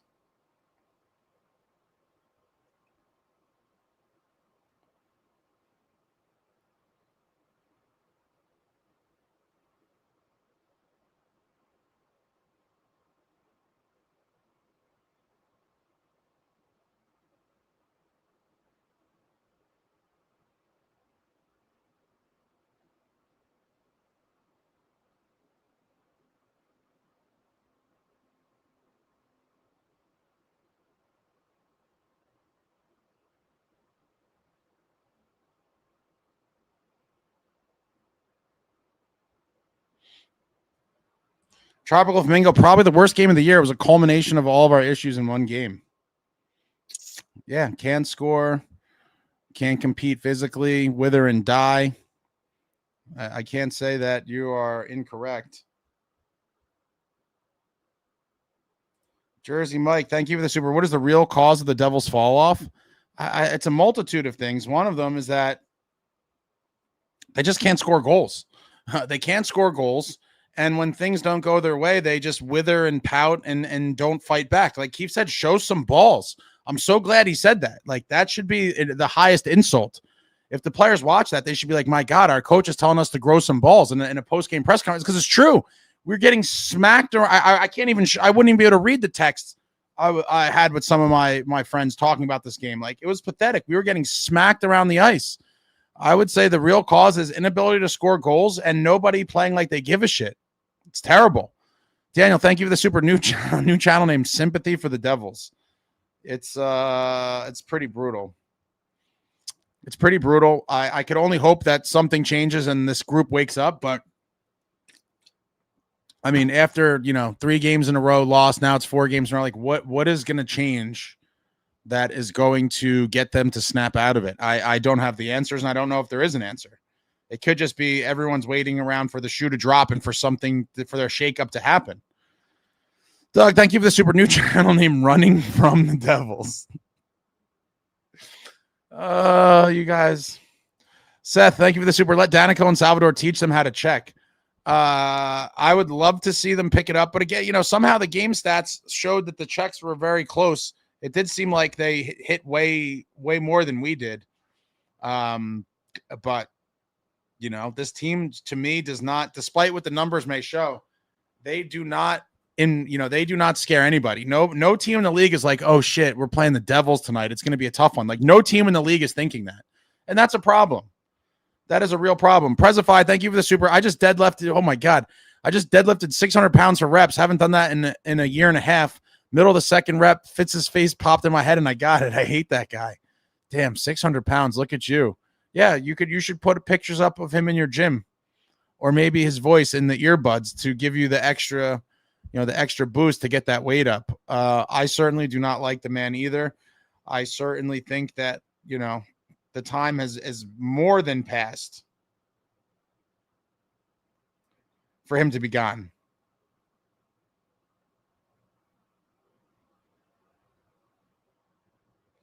But I don't think it happens anytime soon. Unfortunately, I think we are stuck with this man for a while. I really do. M. Sharp, retool must not happen with the current GM. I agree. But the only scary part is like, okay, well then what if he's here for another 2 years? Like at that point, I think that the time window for a retool will have passed by. Then you're probably looking more at like a semi rebuild. And so it's a tricky thing. And that is why I do believe it is imperative that Fitz has shown the door ASAP and someone is brought in to try to salvage this season. This season can be salvaged, but we're nearly at the halfway point. Every day, every game that goes by, the margin for error to fix this thing is getting smaller and smaller. Like time is not on our side right now. Jersey Mike, thank you for the super. Which players would we want to trade right now? I mean, the easiest one is Dougie. I mean, in terms of who you'd like to trade, we need a spot for Kovacevic, right D. It frees up money to bring Kovacevic back and gives us $5 million extra, assuming Fitz is somehow able to trade him without retention. The problem is it may not be likely because of his 10-team list. And so, at that point, if Dougie's literally like locked into being here for the rest of the season, I don't know where Fitz looks to free up that money. It's for whatever reason to me, it seems like he does not want to move Palat, despite many folks here, probably wanting to. I don't know that he approaches him, so I really don't know what the answer is. I do think that's the most obvious one is for position, roster spot, and money, that would be the one. But I just don't know that it's going to be doable. It seems like it's not, but we'll see. Brian, thank you for the super. Imagine what Jim Nill could do for this team. I hate to say it, but any competent GM, and people are always like, oh, who are you going to get? Literally, I don't think anyone could make a bigger mess than what he's made. I will take my chance with anyone. Now, I have said a million times, I'd rather a hockey person, than like a pure analytics person. A lot of people will disagree with me on that, but I'm not a fan of these purely analytics type people. But there's tons of guys out there, and Brendan Shanahan will be towards the top of my list as well. I think Shanny could help turn this thing around. Snow Devil says, we're fully healthy minus a 6th defenseman. Health is not an excuse right now. Completely agree. Now it's the reality setting in where it's like, okay, well, before we said, oh, we have all these injuries. Well, we're close to full health now. So now you need to pivot to another excuse. What's that excuse? Right? What is that excuse? And people are coming up, now the narratives are starting, right? People are starting to come around and point at Keefe, which is insane, but this is how it goes.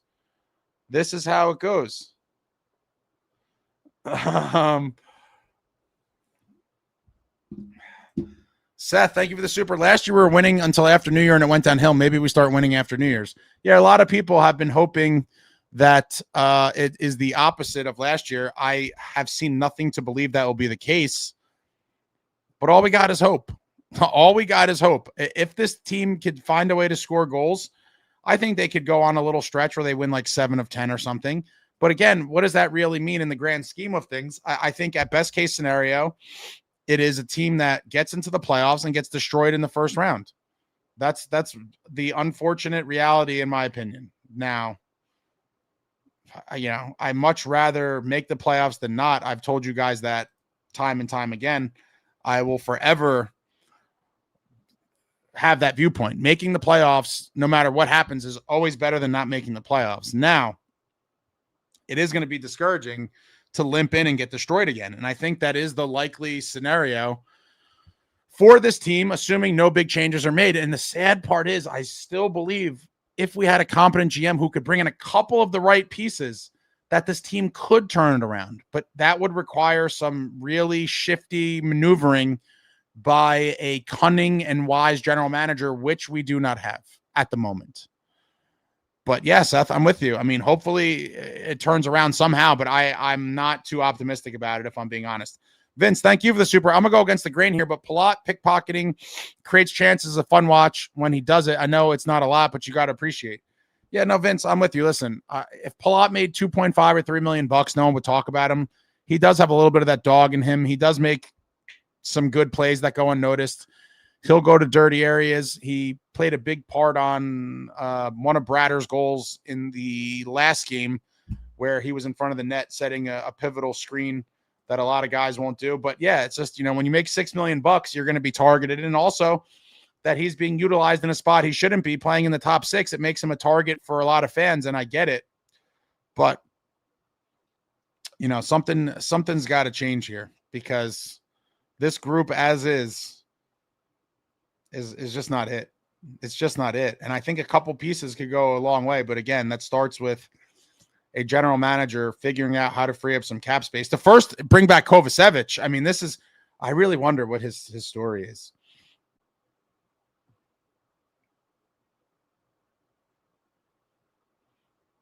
People are fighting in the chat.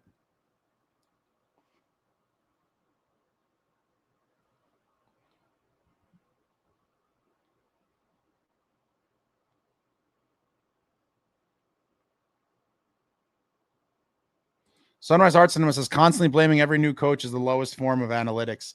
I don't know how the logical thing to do is point the finger at a coach. I mean, that's, for me, is kind of crazy, right? Look at the constants. The constants are the group, the core group that's been here, and more importantly, the general manager who failed to put the right pieces around them. Those are the constants. But for some reason, people just consistently then at some point turn the attention to the coach and it's the coach's fault. And it's like, no, maybe these players just suck.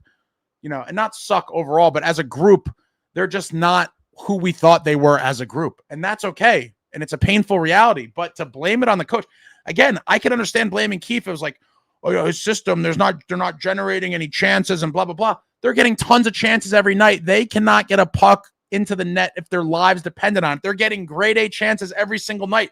That Nico, and he was right in the crease, right there, slam dunk shot.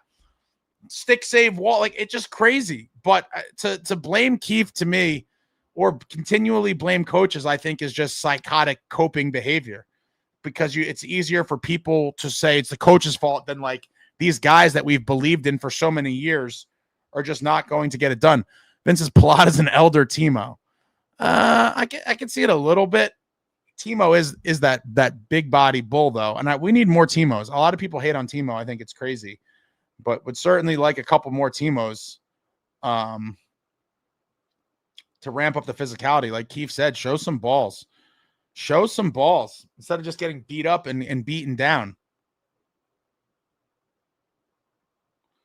Kobe says, why can't our team just simply improve? It's the same thing every year. We make playoffs and have the same result every single time. How can we stop this? Well, first of all, you wish they made the playoffs every year. They did not make it in 23-24, the season following up the franchise record-setting season.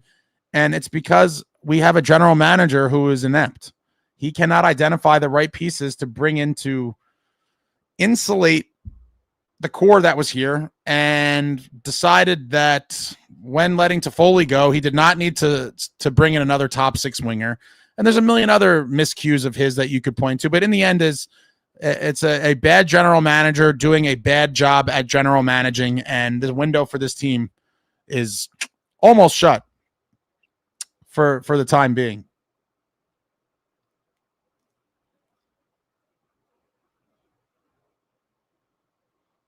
Kieran says, on a brutal night, thanks for still doing this for the fans. I'm always going to be here, kids. I will always be here, win or lose. Win or lose, we booze. And I would love to be celebrating with you guys. I mean, maybe we could celebrate on New Year's Eve, even though I'm not going to be that happy. Like, again, like someone said before, I'm going to be happy about any win we get.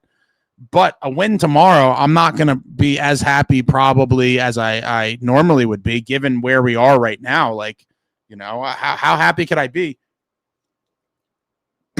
for a win, given where we're at? And we need to string together a bunch of wins.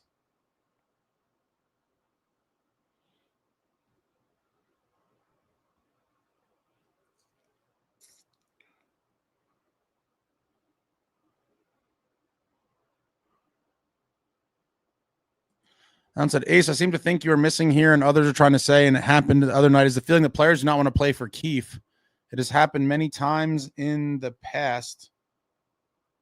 Change the coach. No, if the players don't want to play for the coach, that's on them. Then get them the hell out of here. I don't want players that are like, we don't want to play for this coach. Based on what? These guys have won absolutely nothing. How dare you have the attitude that you don't want to play for this coach? Based on what? That's absurd.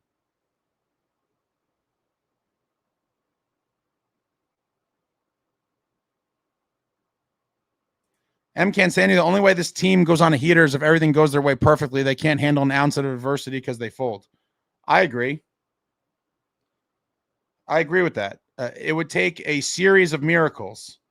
It would take a series of miracles like, hot goaltending for every guy to just not be able to miss in tight, like finishing on every chance, probably some injuries to the teams they're playing. It would take a ton of things. I do agree they could win a couple rounds if every single thing went their way, but it seems like, that's not the case for this team.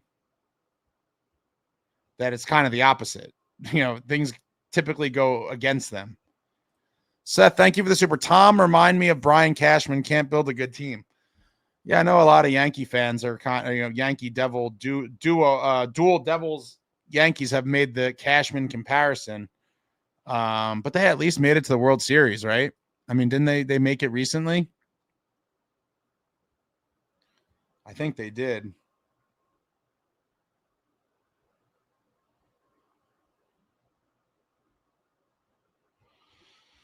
I'm just frustrated, guys. I just want to see this team do well. Just win a few rounds. It's like asking too much. I never thought we would be here at this point. After that 22-23 season, I really believed it was the turnaround. And that we were finally going to be perennial legit contenders.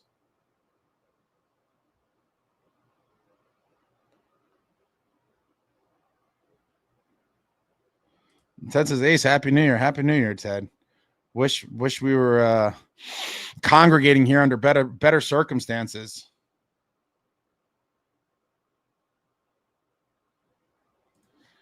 Ash says, how can anyone seriously blame Keefe? We've had tons of injuries and Fitz put him in a bad spot. Anyone blaming Keefe is mental. I kind of agree. Like, the guy in his, season and a half here now, he's probably been forced to play a handful of AHL players in like 80% of the games. And also when he's had healthy lineups, guys just can't finish. Like, again, how can you blame Keefe for guys like Brader and Nico and all these guys just like completely unable to score? I cannot blame him for that. Mason, Keefe isn't the problem. I do wish he could be harder on the boys, but this season's workload is crazy because of the Olympics. It is true. I think they just had 2 practice days in a row, potentially for the first time since training camp because of the condensed schedule due to the Olympics. It's kind of wild.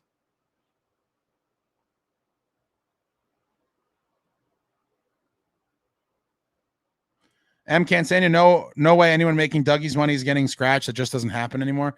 Yeah, I told people that's a little more of an old school thing. And then people were mentioning a couple of big names around the league that have been scratched for a game or so, but I just don't see the Devils ever doing it. Nick Adams, the Devils are 37-4 in the calendar year of 2025. The cupboard is empty in Utica. They have no cap space. Fitz has completely boxed his team in. It's time for him to go. Completely agree. When you look at a team with no cap space, inability to move contracts because of the trade protection, very few prospects to speak of, it's just an indictment across the board on poor GMing, poor drafting, poor contract negotiations, whatever you want to call it, with all the trade protection. It's a bad situation. And right now it's all kind of culminating in the spot that we're in right now, which is completely frustrating.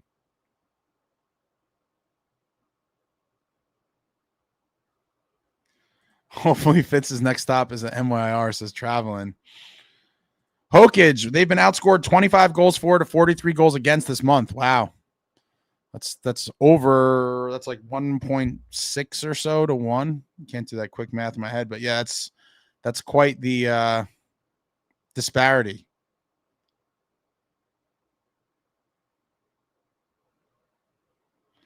Captain Mafungo, it doesn't matter what this team does in season. They are not built to handle physical teams like Carolina, let alone Florida.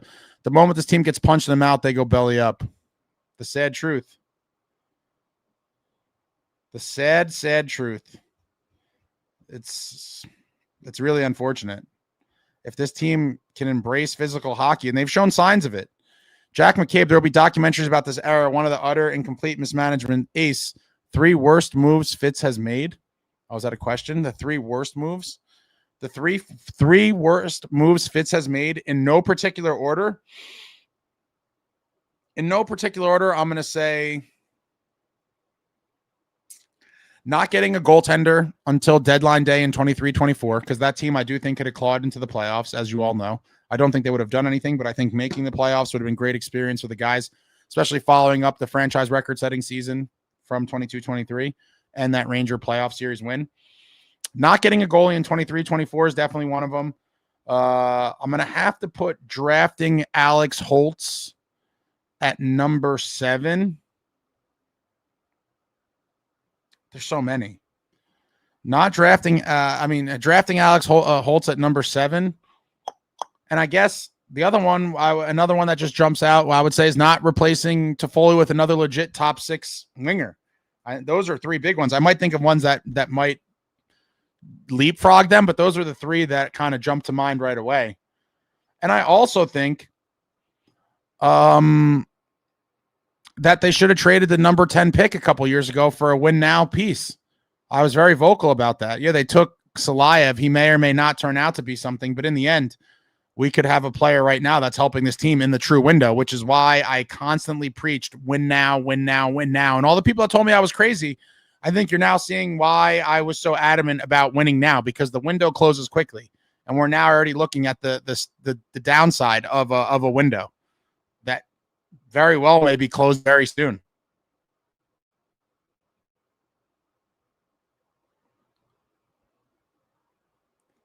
The man from Jers 201, blow it up, get a new GM. This team isn't it. Simple and plain. I'm yawning watching these games both at TV and at the Rock.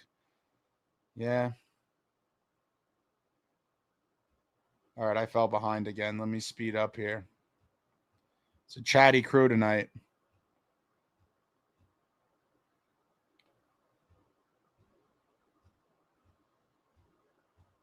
Chatty crew.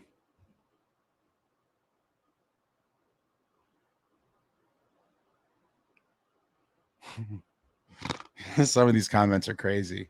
You guys are funny. Jersey Devils ruined my marriage. Colby says, what can Fitz do to win you over, if anything? Absolutely nothing. Absolutely nothing that man can do to win me over. The damage is done.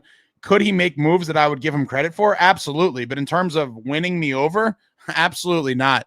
Absolutely not. I've already watched 2 glorious years of this team be just completely burned away. 23-24, refused to get a goalie. Unforgivable sin. I wanted him fired after that season. Should have never happened. Waste of a season, missed the playoffs. And then last year, just punting on the year when Jack Hughes went down, unforgivable as well. And so now we're watching in real time the third consecutive consecutive season of the same thing happening right before our very eyes. There's nothing he could do to save face with me. He could win me over if he resigns. That's it. Nothing short of a resignation. Resignation immediately.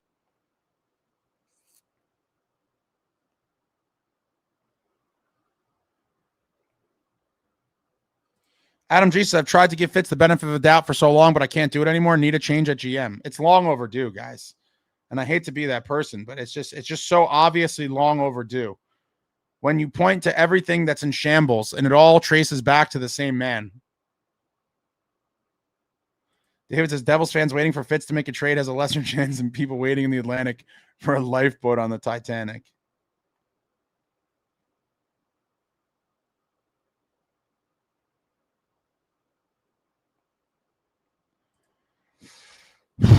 Vachi, Fitz got to go, but what can a new GM do immediately? An in-season move will be tough to get results with our cap situation. Listen, if a new GM came in that didn't have attachments to a lot of these guys, they can make some decisions that, some of those earth-shattering trades could be out there, or just kind of the stone-cold killer moves. I don't know how much a new GM would be able to do immediately, but I do think there is room for a new GM to make some meaningful moves.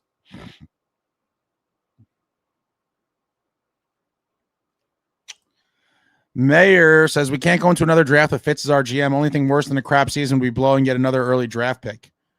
Yeah, and if we have another early draft pick, guess what, guys? I would want to trade it for win now pieces. But a lot of people have been brainwashed into the mentality of clutching on to these futures. That's why the futures bright glasses are on, because we're hoarding future pieces and prospects and draft picks for the bright future that literally is never coming. It is never coming.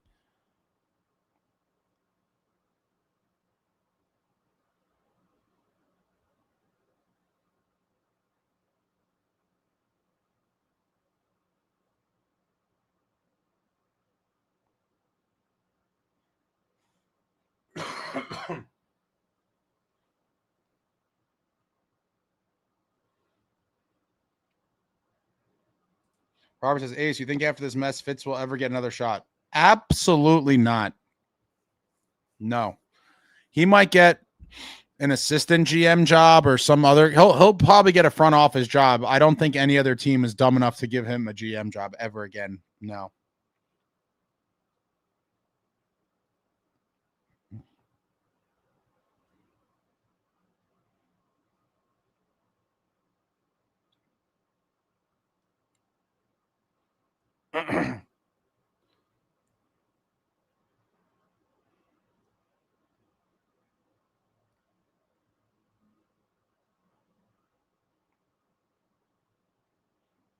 M can't say him.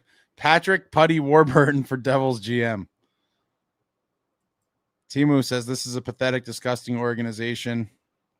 Doug says no playoffs for us. I mean, I still think they have a chance of making it, but if they do, I think it'll be an ugly ending.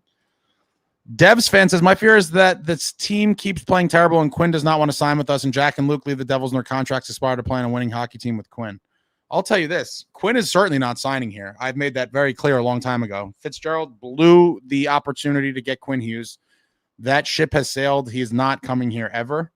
You need to just come to grips with that now, that he's not coming here. And at that point, when Jack and Luke's contracts are up, if they want to leave at that point, then I don't even care. Let them leave. At that point, we probably would still not have won anything. And so it's like, this will just be a dark era of New Jersey Devils hockey where nothing was accomplished, despite having this bright future for years and years. Snorkel Life says we got to get hosed on a few deals to get out of this. I completely agree. And I think that's part of it, is that Fitz doesn't like to make deals that he loses on. I think to get rid of Dougie, he's going to have to lose on a deal, and I'm perfectly okay with it. We need the spot. We need the money, especially if he doesn't have to retain. Make a losing deal. So be it. You made this mess. You got to get yourself out of it. I think that could be part of it, that he doesn't want to pay the penalty, whatever that would cost him to be able to get rid of that contract.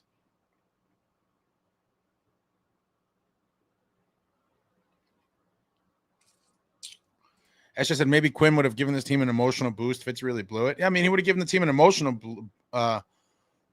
emotional boost, but he would have given them a huge boost on the ice. He's insanely good.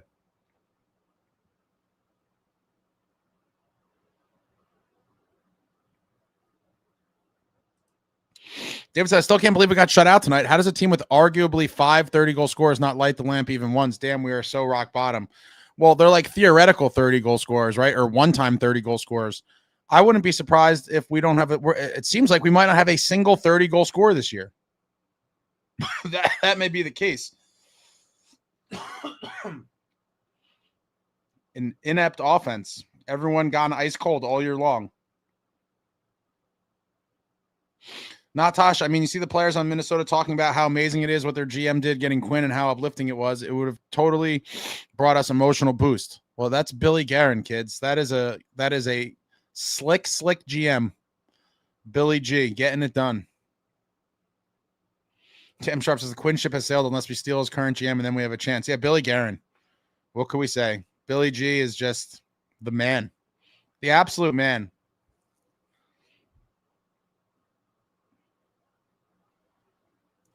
World's Worst Gamer says I may end up with 2 pro sports teams to not make the playoffs after starting 7-1. Indianapolis Colts and the Devils. Well, it's definitely worse with the Colts, obviously. A 7-1 start in football versus hockey. Very different, but wow.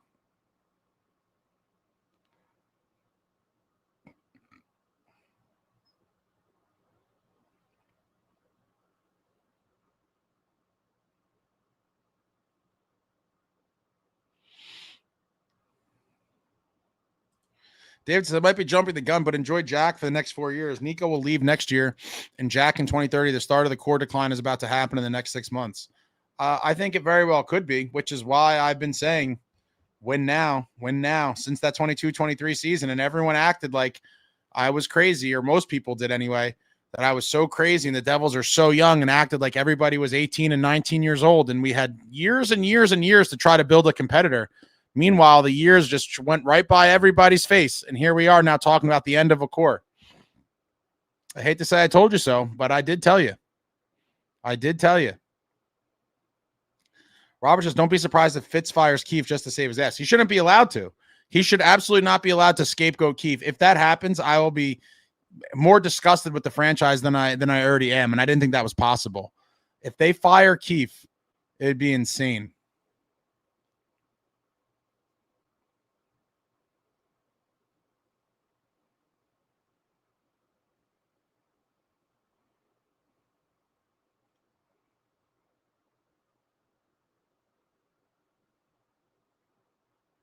Doug says a new GM would immediately trade 2 core players and shake up the roster.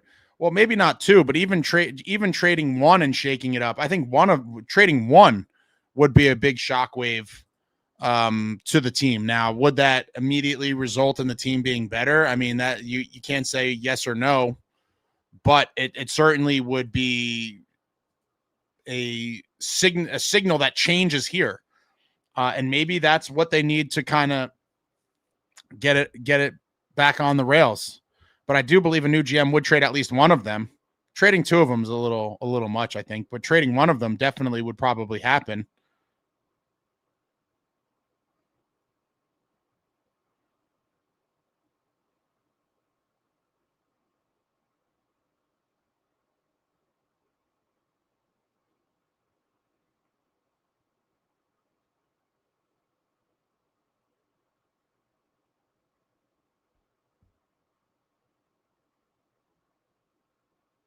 M. Sharp, I'm hoping we get to celebrate the Olympics with you, Ace. That might be the only thing that keeps me somewhat sane.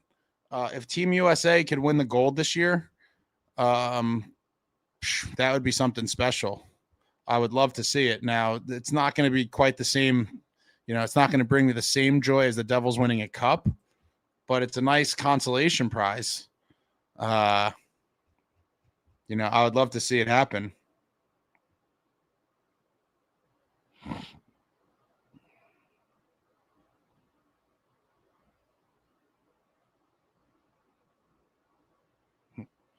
Collect Records says victory drinks tomorrow if they lose. Getting out of shitty 2025 is an instant win. Man. M. Cansani says, these people saying change the coach are ridiculous. Lemaire himself could go behind the bench and they would still underperform. I completely agree. I don't know why people get so caught up on this. The only theory I have is that it's easier for them to believe that the coach is an issue because that's one person versus like the group of players are just not it. I think that's what it is. It's the only thing I could come up with.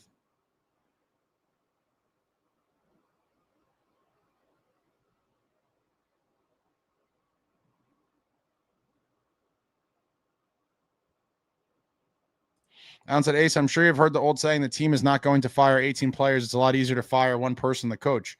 Sure, it's easier to do, but what does that mean? It's easier to do, but what is the result? They fired Lindy Ruff, and what has happened since? At some point, you have to tell the players need to either shape up or ship out. Like, you can't let the inmates run the asylum. And right now, maybe these guys are just a bunch of sulking losers. I don't know. But you can't just fire coaches because these guys are underperforming and think that the next coach is going to be the magical one to get them to perform. I just don't see it. Yeah, healthy scratching only works if it's one underperforming player. The entire team is underperforming. You can't healthy scratch the entire team. That's kind of where I'm at. Like, this is like a mass group issue.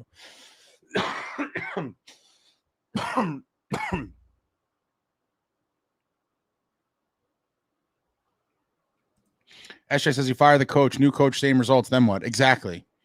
Scapegoating a coach here would be ridiculous with this group.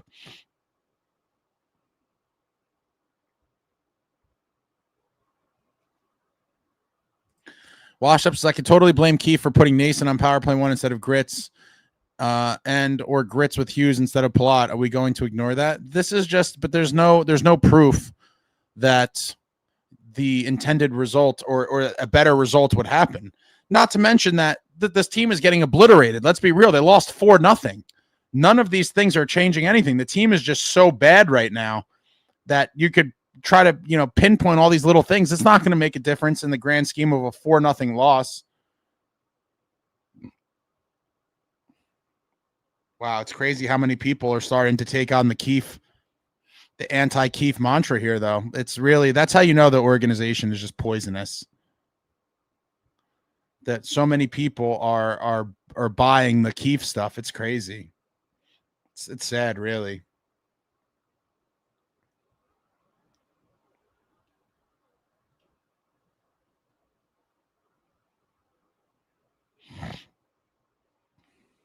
This is a damning one. Doug says, not using LTIR money when we could. This one, to me, of all the evidence that the owners are not serious about winning, unfortunately for me, this one is the biggest by far. 2 years in a row they had LTIR money. They did not use it. I can't believe that was on Fitz. I believe he was not allowed to use it. And that shows you're not serious about winning. That loophole is now gone, and the Devils had 2 cracks at it. And I do believe up until last year, something like 6 of the previous 8 or so cup winners have exploited the LTIR loophole, meaning they had guys on LTIR. They went out and got other guys that put them well over the cap when the playoffs began. I think 6 of the previous 8 cup winners were well over the cap during the playoffs. And that, to me, shows you're not serious about winning. Because if you have LTIR money and you're serious about winning, you go out and you spend every dollar of that shit building a juggernaut so that when the playoffs come around, you have a lethal squad. And it was such an effective tactic for teams truly trying to win that starting this season, they closed that loophole because teams that were aggressive and truly wanted to win now would go out and use that money and then be way over the cap when the playoffs started. And it sort of was an unfair advantage, but that was the rules in place at the time, and smart teams did it. The Devils did not. Brian says we are not in the window, never have been. We had one good year. I completely disagree. Had there been appropriate moves made, I think they could have been a contender for several years. But the right moves were never made, and it was just mismanagement time after time.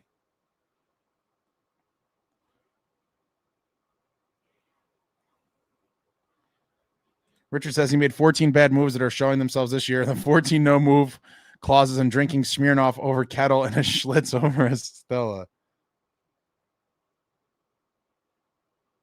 Whoa, Devil Dog. Meadowlands was a dump. Stop romanticizing the team. Those days are long gone. Whoa, buddy. That slander's not going to fly around here, my guy. You could call it a dump all you want. It was our dump. We had tailgating. And more importantly, we had Stanley Cup banners. We had division banners. We had conference banners. Right now, we got nothing. Absolutely nothing.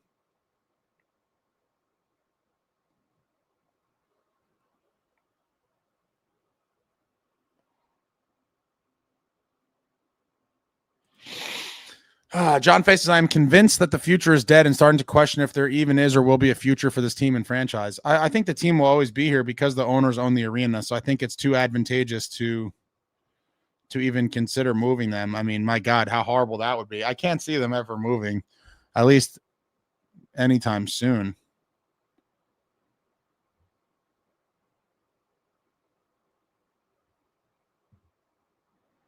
Run with the Woods, you never trade a top 10 pick unless your team has proven to at least get to the conference finals to put you over the edge for a cup. I'm not agreeing with that either. That's loser mentality stuff, my guy.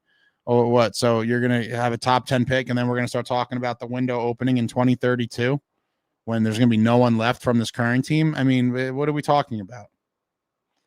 What are we talking about?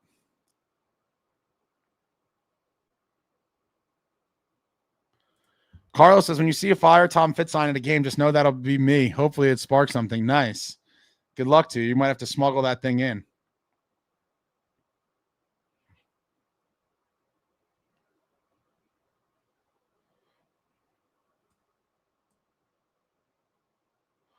Ritter Engine, people seriously need to start boycotting or chanting to fire Fitz. The chance will be coming. Alan Ace, just curious, you were happy when Fitz went out and got players that you thought were a nice fit for this team. Now you say he put sad sack players in the team. Did the players forget how to, I don't know, this cut off. I liked his free agent pickups. I liked 2 years ago. I liked Dilly. I liked when he traded for Kovacevic. I liked all those moves. But now when you see the group as they are, a lot of them are underperforming. You got to do something. You got to do something. And I do think a lot of it was coming into this season. There were still needs ignored.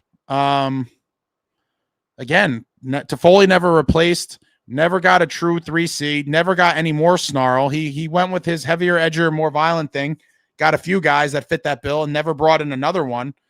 And so you have to adapt. You can't just sit back and be like, yeah, this is the team. And every year people complain that his in-season moves are non-existent. And that's true. He'll make bigger moves in the summer, and then when the season comes, he does nothing. That's not winning. That's not how you manage a winning team. All teams that win, you see moves within the season, and we're not talking about Daniel Sprong type moves. And so, while I do think he did have a good summer in 24, you got to do some stuff in season. And last year we saw the Sprong thing completely underwhelming. They punted when Jack went down. And now we're nearly halfway into the season here where I think you're seeing glaring issues again. So you can't just sit back and do nothing. And it's certainly looking like that's going to happen again. And this time it's going to be because of lack of cap space, because of the situation he put himself in. It's an unfortunate reality, but all of these things circle back to his own failures. M. Can't say Jack and Luke aren't going to mini. Garen doesn't care about a Hughes reunion. He cares about a cup. I completely agree. People were throwing that out last game in the last live, and they're like, "Oh, throwing out like ridiculous blockbuster trades between the Devils and the Wild." I'm like, Billy Garen has no interest in that. He wants to win a cup, and he's got some great players on his team.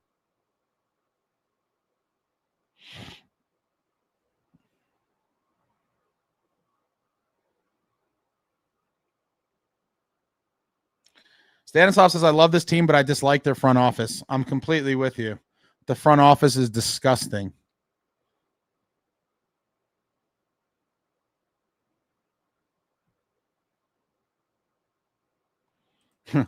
Ryan says, a 30-goal scorer. I don't think we were going to score again at all. Man. M. Cansania, who cares about 30 goal scorers? That used to be a luxury back in the day when we had a team first mentality. Yeah, but most teams these days have at least a couple of them. It's going to be hard to be a good team without at least a 30 goal scorer.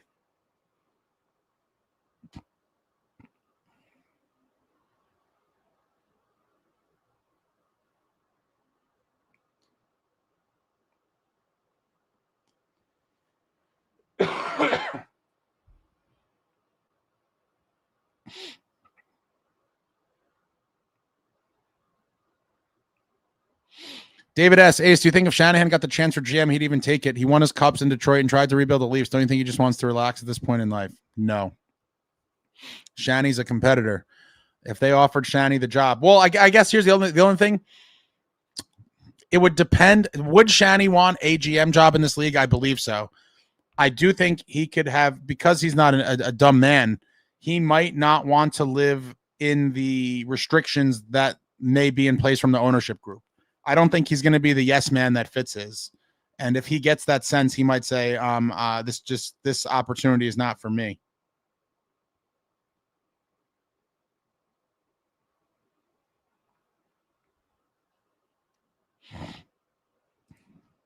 Army Ace, it's not that the players or GM aren't an issue. It's the coaching change can get a team going, and DeBoer is out there and a better coach.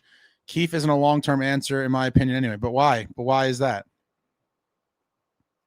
It's just funny to me that everyone looks to point the finger at anyone other than the two biggest parties to blame here, which is Tom Fitzgerald and this group of players. But then people want to go to the coach. It's like crazy to me. It's crazy. Crazy Alex, if Keefe gets the boot, I can see him turning on the organization and saying something hostile against it. I would love it. If that happens, I hope he airs out all the dirty laundry, because then maybe people would come to the realization of what's really going on here. Maybe it would take something like that, but I don't even think he would. I'm pretty sure he would not say much. Did you see Jack say F 5 times after Pally missed? No, I missed that. Alan, you know I'm 67 with a few underlying health conditions. I'm wondering, am I ever going to see another Stanley Cup? Oh, Alan, I'm 40, and I don't think I'm going to see one. So I hate to say it, Alan. We both might not be seeing one. I never thought we'd be here either. As a 17-year-old in the building for Game 7 in 03, I thought I'd see several more in my lifetime. And here we are.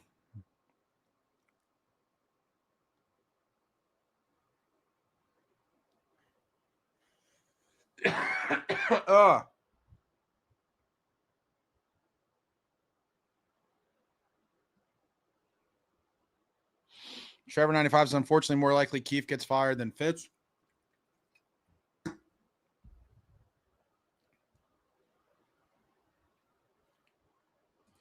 BM says scapegoating the coach is what Leafs fans do. Their fan base is delusional. Their core is similar to ours. Changing head coach will do nothing. I kind of agree. Army, ultimately the organization has issues all over and it always starts at the top. Owners that won't use the LTIR money is damning, no doubt. Yeah, that was the first kind of telltale sign to me that that we have some limitations here, because if you truly wanted to win, you know, those teams are spending that money. They can't spend it quick enough. That's truly trying to win, and we did not use it.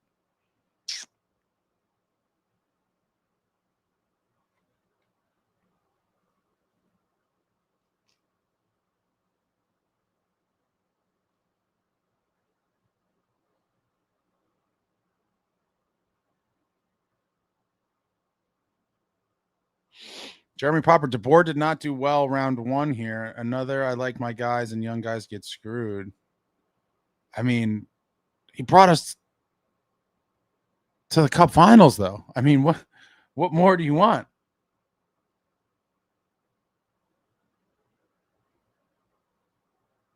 Yeah, tailgating in May and June, the team had long playoff runs.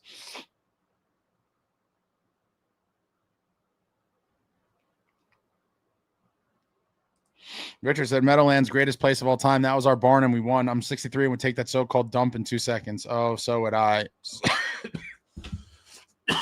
So would I, Richard. And a lot of the other old school people would as well. Grant says, Devils don't have an identity anymore. It's a sad reality. It really is sad. Quote of the season, Keefe, have some balls. It's very telling. Very, very telling.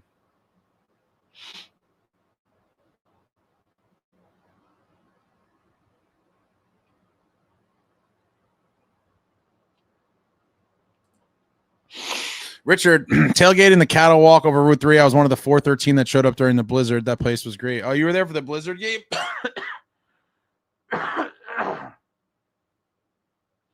Wow.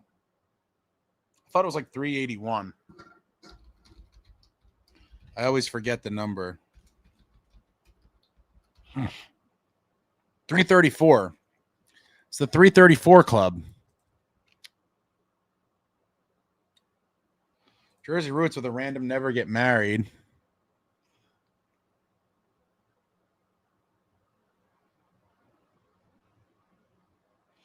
BM Devils are 32nd in 5-on-5 goals since Christmas 2024. We've heard this.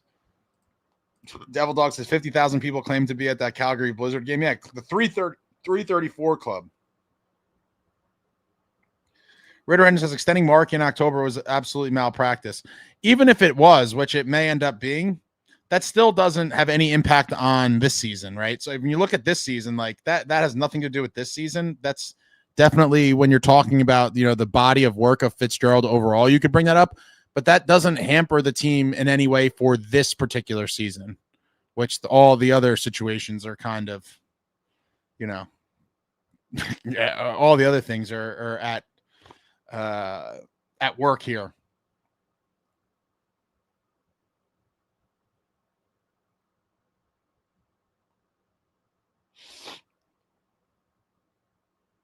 Mario says I'm 13 and I think I'll never see one. You'll see one.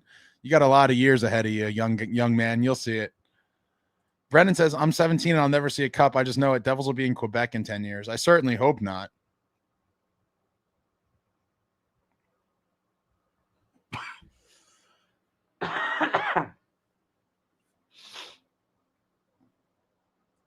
Says Mario, you still got some time. Some of us don't. The next time this team wins a cup is on the NHL 26 video game. M. Canstania, do we know if that was the owner saying not to use LTIR or Fitz just being too afraid to use it? I can't see Fitz being too afraid to use it. I have to believe he wasn't allowed to. I think any GM would be salivating at the opportunity to use LTIR money. Fennel Flitz is knowing Fitz, he probably wasn't even aware of the LTIR cap allowance. Oh boy. Fitz doesn't know how to tie his shoes. Jeremy Proper says Fitz can't use that money. That's an ownership no-no. That's what I think. That he wasn't allowed to use it, which is an ownership issue.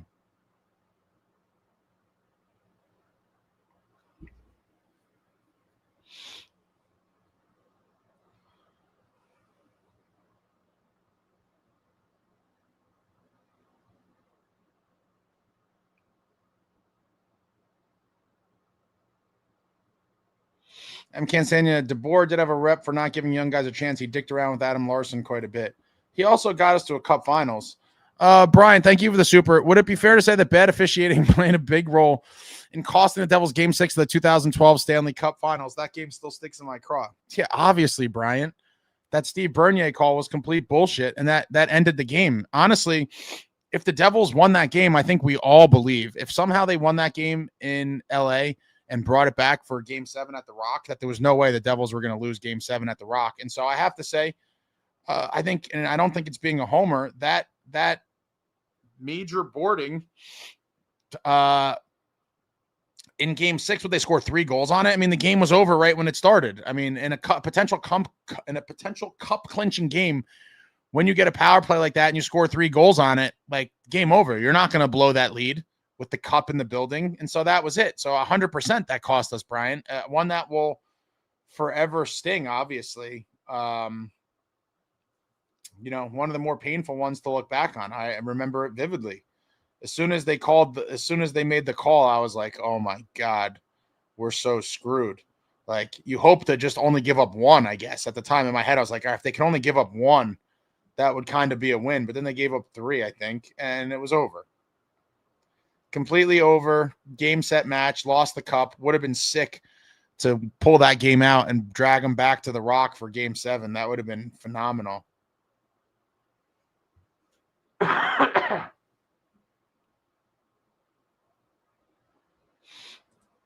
Doug says the Devils organization might just be a money laundering front.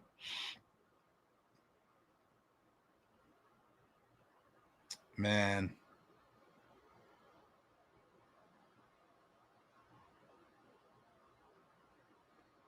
The Quebec not Devils. I don't think they're going to move. You guys are nuts.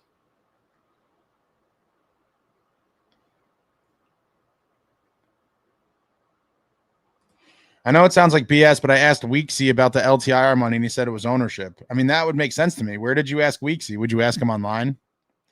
Robert, if I would have won that $2 billion Powerball, I would have made a bid to buy the Devils. Oh, you would have been a lot of money. You would have been about $2 billion short, homie, because after taxes and the cash, whatever, blah, blah, blah, that $1.8 billion got whittled down to like $450 million. And I think last time I looked, I think the Devils are worth like $2.5 billion.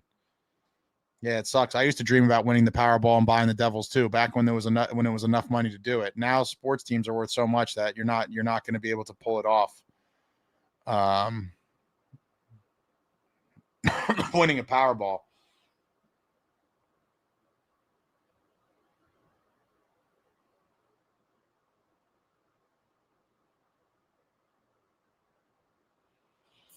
Army says Fitz thinks LTIR is a variation of a Long Island iced tea.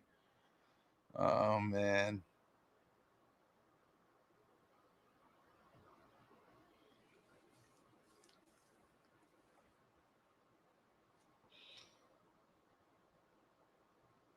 Doug says win 1 OT in games 1 and 2 in the series is different. Completely agree. If you get a split at home and go to LA tied 1-1 instead of 0-2, totally different, but it was unfortunate. Re-owned by Somali pirates. Money laundering, well, it is. Michael says Devil playoff runs at Brendan Byrne Arena, Continental Airlines Arena, and DBM shows at Giant Stadium. Q Archie and Edith Bunker. What is DBM?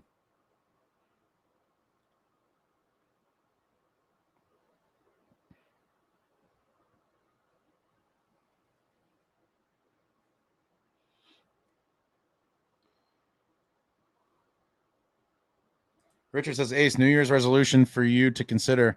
Let us know the scoop on the meeting. You guys really want it's a stupid story. I mean, eventually I guess I'll tell it. It's really dumb, and it's gonna be the thing is, I've been thinking about it. Like, I don't want it to, it's gonna come across as sour grapes. I think no matter what, when you're in a position like that, when you tell a story like that, it's gonna sound like sour grapes. But I'm definitely a believer in the truth shall set you free. And I have nothing, my story is nothing but the truth. It's literally nothing but the truth. And it's just a terrible look for the organization. It really is. Like, I've told a few of my good friends, some of them are Devils fans. And even the ones that aren't Devils, but both Devils fans and non-Devils fans have been like, oh my God, that's pathetic by the organization. And it really is. And sadly, in this instance, it's really a single person that represents the organization. But when you have bad people in positions they should not have, acting, I don't even know what you want to call it. These things are going to happen. Brian says Bettman does nothing to hold the refs accountable. Silver does in the NBA. I think there's officiating has always been a problem. I mean, it's hard. Hockey, the puck moves fast. These players are flying. There's a whole lot going on. And so it's hard, it's hard to be perfect. But when you see, missed calls where it's like right in front of them and like a guy gets whacked in the face and you're like, how do you not see the high stick? Or, you just see a lot of missed calls or bad calls when the ref is like right there. It's tough, but the game's moving fast. I definitely don't envy the job that they have to do. M. Cansani says that $2 billion is $628 million after taxes, still more than enough to spend in a lifetime. Oh, DMB. Okay, nice. I never saw them at Giant Stadium, but I've seen DMB a bunch of times. Doug, and now we're back to 2012. I cried myself to sleep that night, game 6. I was 12. Brutal. I was 26, about to be 27. Man, oh man. Tropical Flamingo says sinking ship video in the works. Ace part 2. We are so sad right now. I don't even know. I've thought about a bunch of different things. I don't think anything really would matter. I thought about doing like an open letter to HBSE video. I thought about doing like an open letter type video, but I don't know if I will. Honestly, like sitting here the lives are different because like I'm, talking to all you guys and shooting the shit and having fun somewhat. To like record a video when I'm just like recording it, it is more time and effort. And like right now, spending any more time and effort on this team than I already have to with watching the games and doing this seems like a complete waste of time. But I don't know. I thought about a bunch of different things, but I don't think there's any point. I don't think there's any point to any of it. I don't think fans,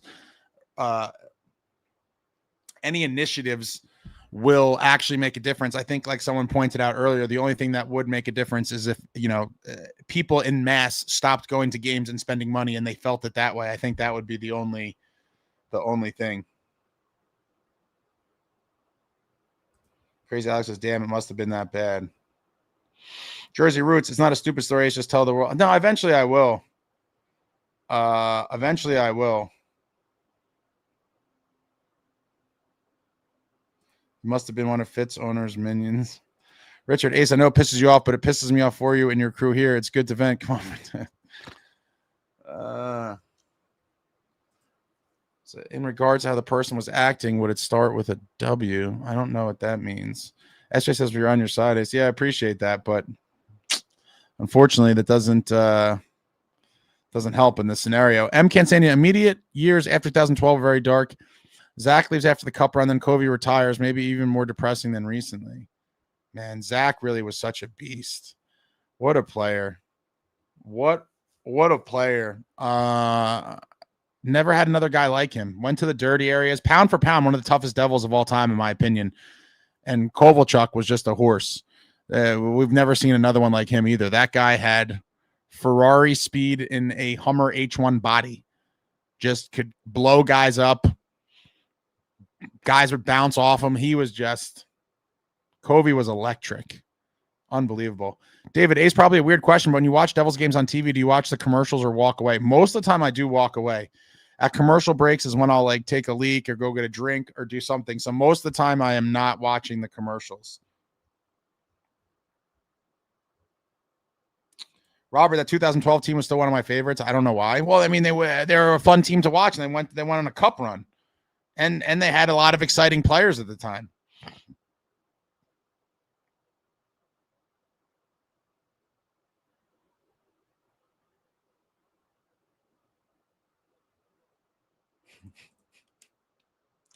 I mean, one day I'll tell it. It's stupid, but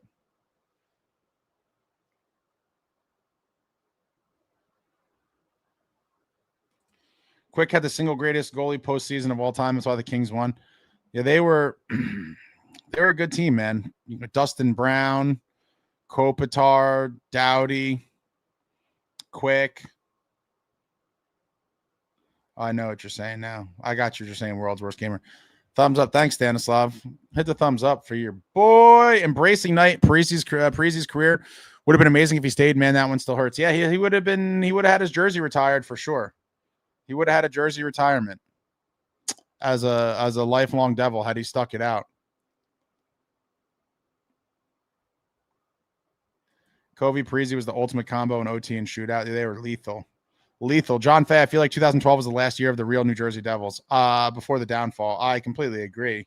Obviously, Marty and Patty still there, the last pieces of the glory years that we were so desperately clinging on to. That really was pretty much the end of those Devils for sure. Doug, Zach is my all-time favorite Devil and player. Got me into the sport. His game-tying goal in the 2010 Olympics and gold medal against Canada. First game I ever saw. Became a Devils fan ever since. Wow. That was a great one. I have some good stories kind of around that maybe I'll save for a future live or when I start doing some Olympic stuff when the time comes.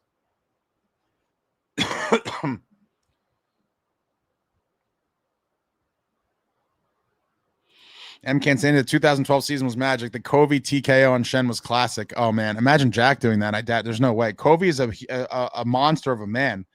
That's how he was able to swing Shen around and then just flatten him with a shot. I remember watching that and losing my mind. He absolutely destroyed him.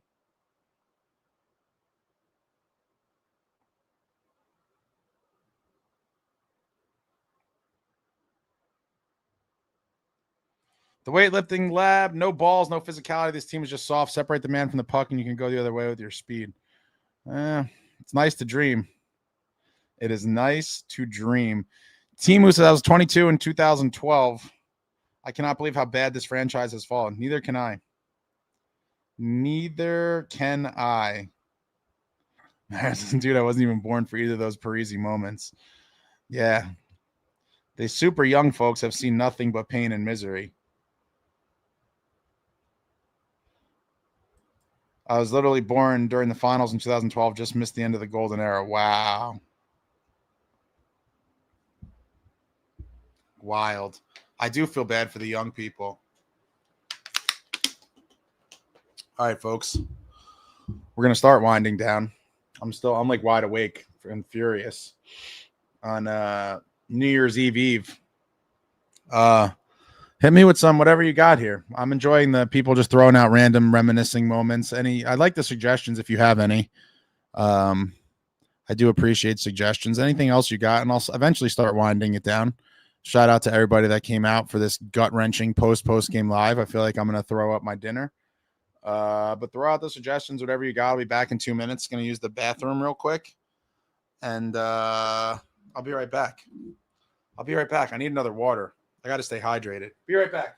Oh, I'll leave you with what will I leave up there? I'll leave the game stats. Back in 2 minutes.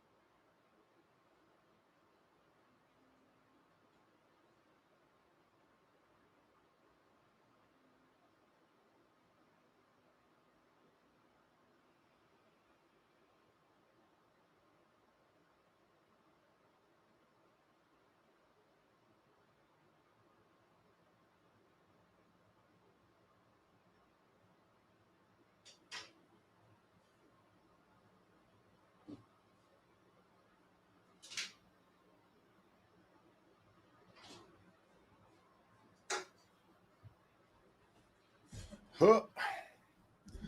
Oh. I feel beaten up, folks. All right, let's see what we got here.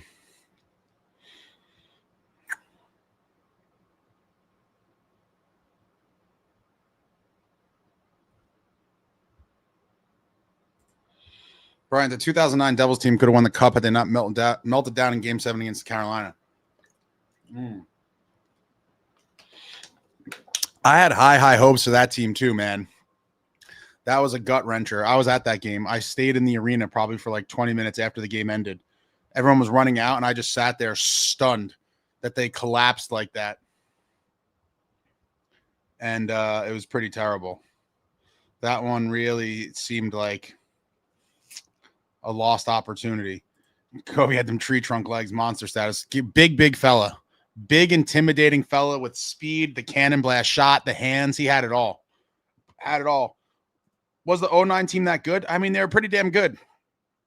They won the division, and I thought they had that was one of those years that as a Devils fan, you always had a little optimism going into the playoffs because we were, it was the glory years, sort of. And this is kind of, towards the slightly out of the true glory years, I would say, but some of the pieces still intact. But they had a great regular season, and with Marty in net, I thought there was a chance that they could have won the cup that year. Yeah. And then that meltdown when my hatred for the Canes really hit a new level, and it's only continued to go up since then.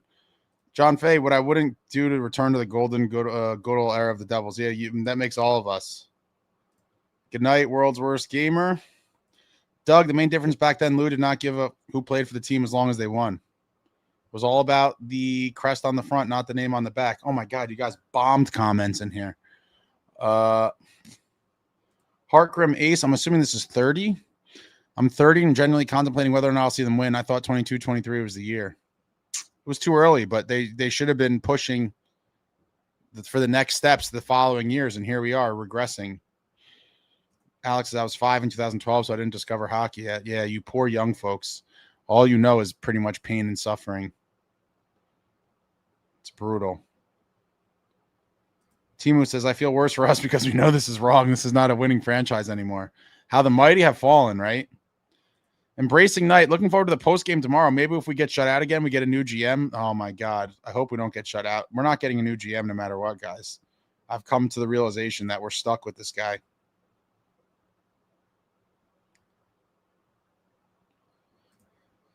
Tropical, we just don't play with emotion and fire you want to see, along with getting shut out nightly or close to it with a goal a game or less scored. This has got me so depressed, this club. Yeah, I mean, that's you don't see any emotion. You see no pushback. You don't see any goals being scored. Like I said earlier in the show, what is there to be excited about? Like, there's literally nothing to be excited about. Nothing whatsoever. Hokage, the franchise winning record season got me so hyped. Really thought they were going in an upward trajectory. We got baited. Fool's gold. I bought it too. Dire distress. Thanks for the therapy session. Good night, Justin. Timu says, and the owners and loser GM keep gaslighting us. Jersey Roots, like and subscribe, all you filthy animals. Hit the thumbs up.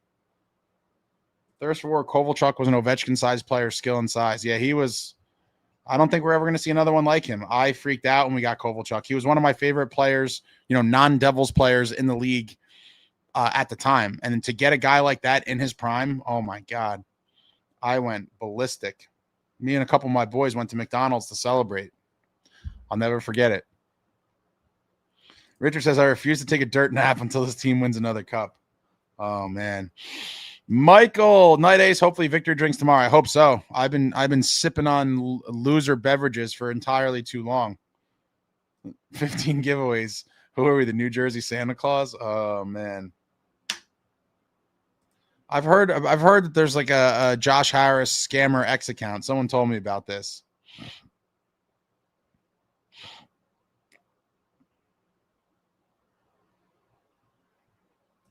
I agree. If you guys haven't seen the Kovalchuk Shen fight, look it up. Completely pummels him. Can you please go to the Utah game with a bunch of your memorabilia and chuck it? I don't think I'm for a variety of reasons. I don't know that I'm going to go to any more games this year, or maybe just one. But outside of the one game, I think that was already kind of scheduled. I'm not probably going to many games or any at all, honestly.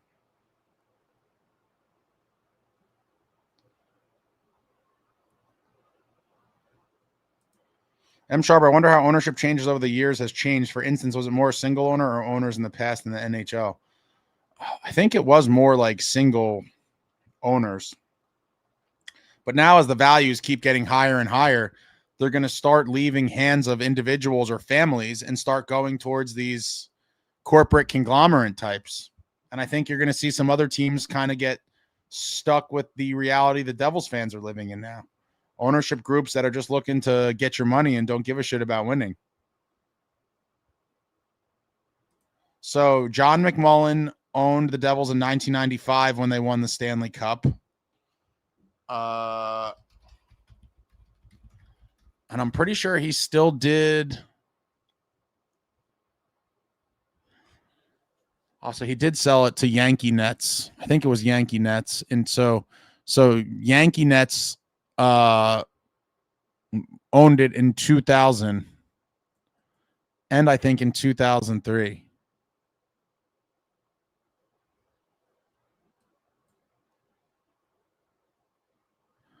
I guess the sale didn't get finalized. I think McMullen was the owner technically for the first two, and then Yankee Nets maybe for the last one. But the thing to keep in mind is that Lou maintained full control over everything for hockey during this whole time. So, despite the ownership change, Lou Lamoriello was at the top in charge of everything. So there was no drop off.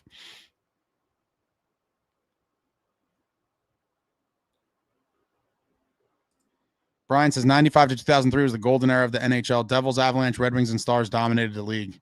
You're damn right. It really was. Seth says, Devil Dog Ace was the owner. I wish. Seth, Ace, I'm going to be 49 next year. I don't think I'm ever going to see them win a championship again. I think you might be right, Seth. I don't think I'm ever going to see one either. I'm 40. I think we're toast, man. That would be so insane. Be so insane. Going back when I was a 17-year-old kid at Game 7, watching Marty skate around with the cup, I definitely thought I'd see at least a few more in my day. Insane Pollock Ace was Fitz's kiss of death when he signed his extension and had the press conference with David. It was kind of shocking when he got that extension, but I mean, I don't know.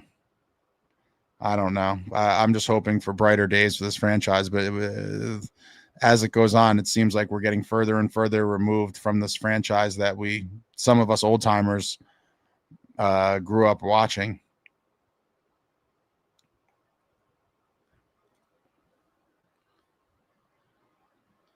Yankee Nets, yeah. Yankee Nets in 2000 and 2003.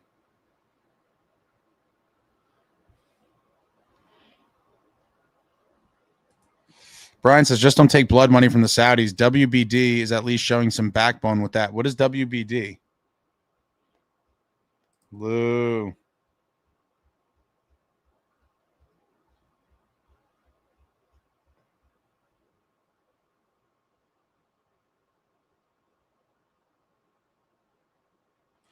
Tropical Ace will still always support the team. Bleed Red and Black will be there strong with Devils Nation next month in Minnesota for Hughes game. Tom Reeds will be popping if you're coming. I still got to think about that. And now that the idea of getting on a plane to go watch this team is really painful. M. Cansanian, Lou Lamoriello was a beast. When the team was underperforming, he went behind the bench twice and said shit straight. Yeah, Lou, nothing like Lou.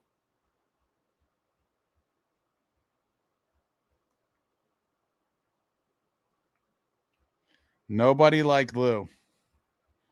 All right, guys, that's it. I'm dying out here. I hope I feel better tomorrow. Appreciate you dealing with me on the mend here. But the Devils go to Toronto and lay an absolute egg, falling to the Maple Leafs by a score of 4-0. They now are on a 4-game losing streak. Insane Pollock Ace, did you hear Sam Wu suggest Lou come back as intern to then hand it over to Marty? I did not hear that, but I would 1,000% be on board with that. 1,000%. It's a great idea. I don't think that'll ever happen, but I would love it. And that would signify to a lot of, at least the old timers, that this organization gave a shit about winning. But I don't think Lou would ever deal with these people. With the way they operate and stuff, I think Lou would be like, I'm not playing by your rules. But I'd love to see it happen. That would be phenomenal. An interim Lou kind of time with easing Marty into it. I would love that. That would be great, but I can't see it. But that's it. They lost 4 in a row. Disgusting game, beat up. Keefe calls them out, grow some balls. Hopefully we see some balls grown by tomorrow. And this team finds a way to close out what has been a pitiful and disgusting calendar year of 2025. That they could close it out with a big win on the road in Columbus, a team that battered us at the Rock a few weeks ago. And that's it, my friends. Thank you all for coming out. Appreciate all of you. Be back tomorrow. That's it. Thank you all for watching. I love you all. Like, comment, subscribe, and all that jazz. Until next time, friends, let's go Devils.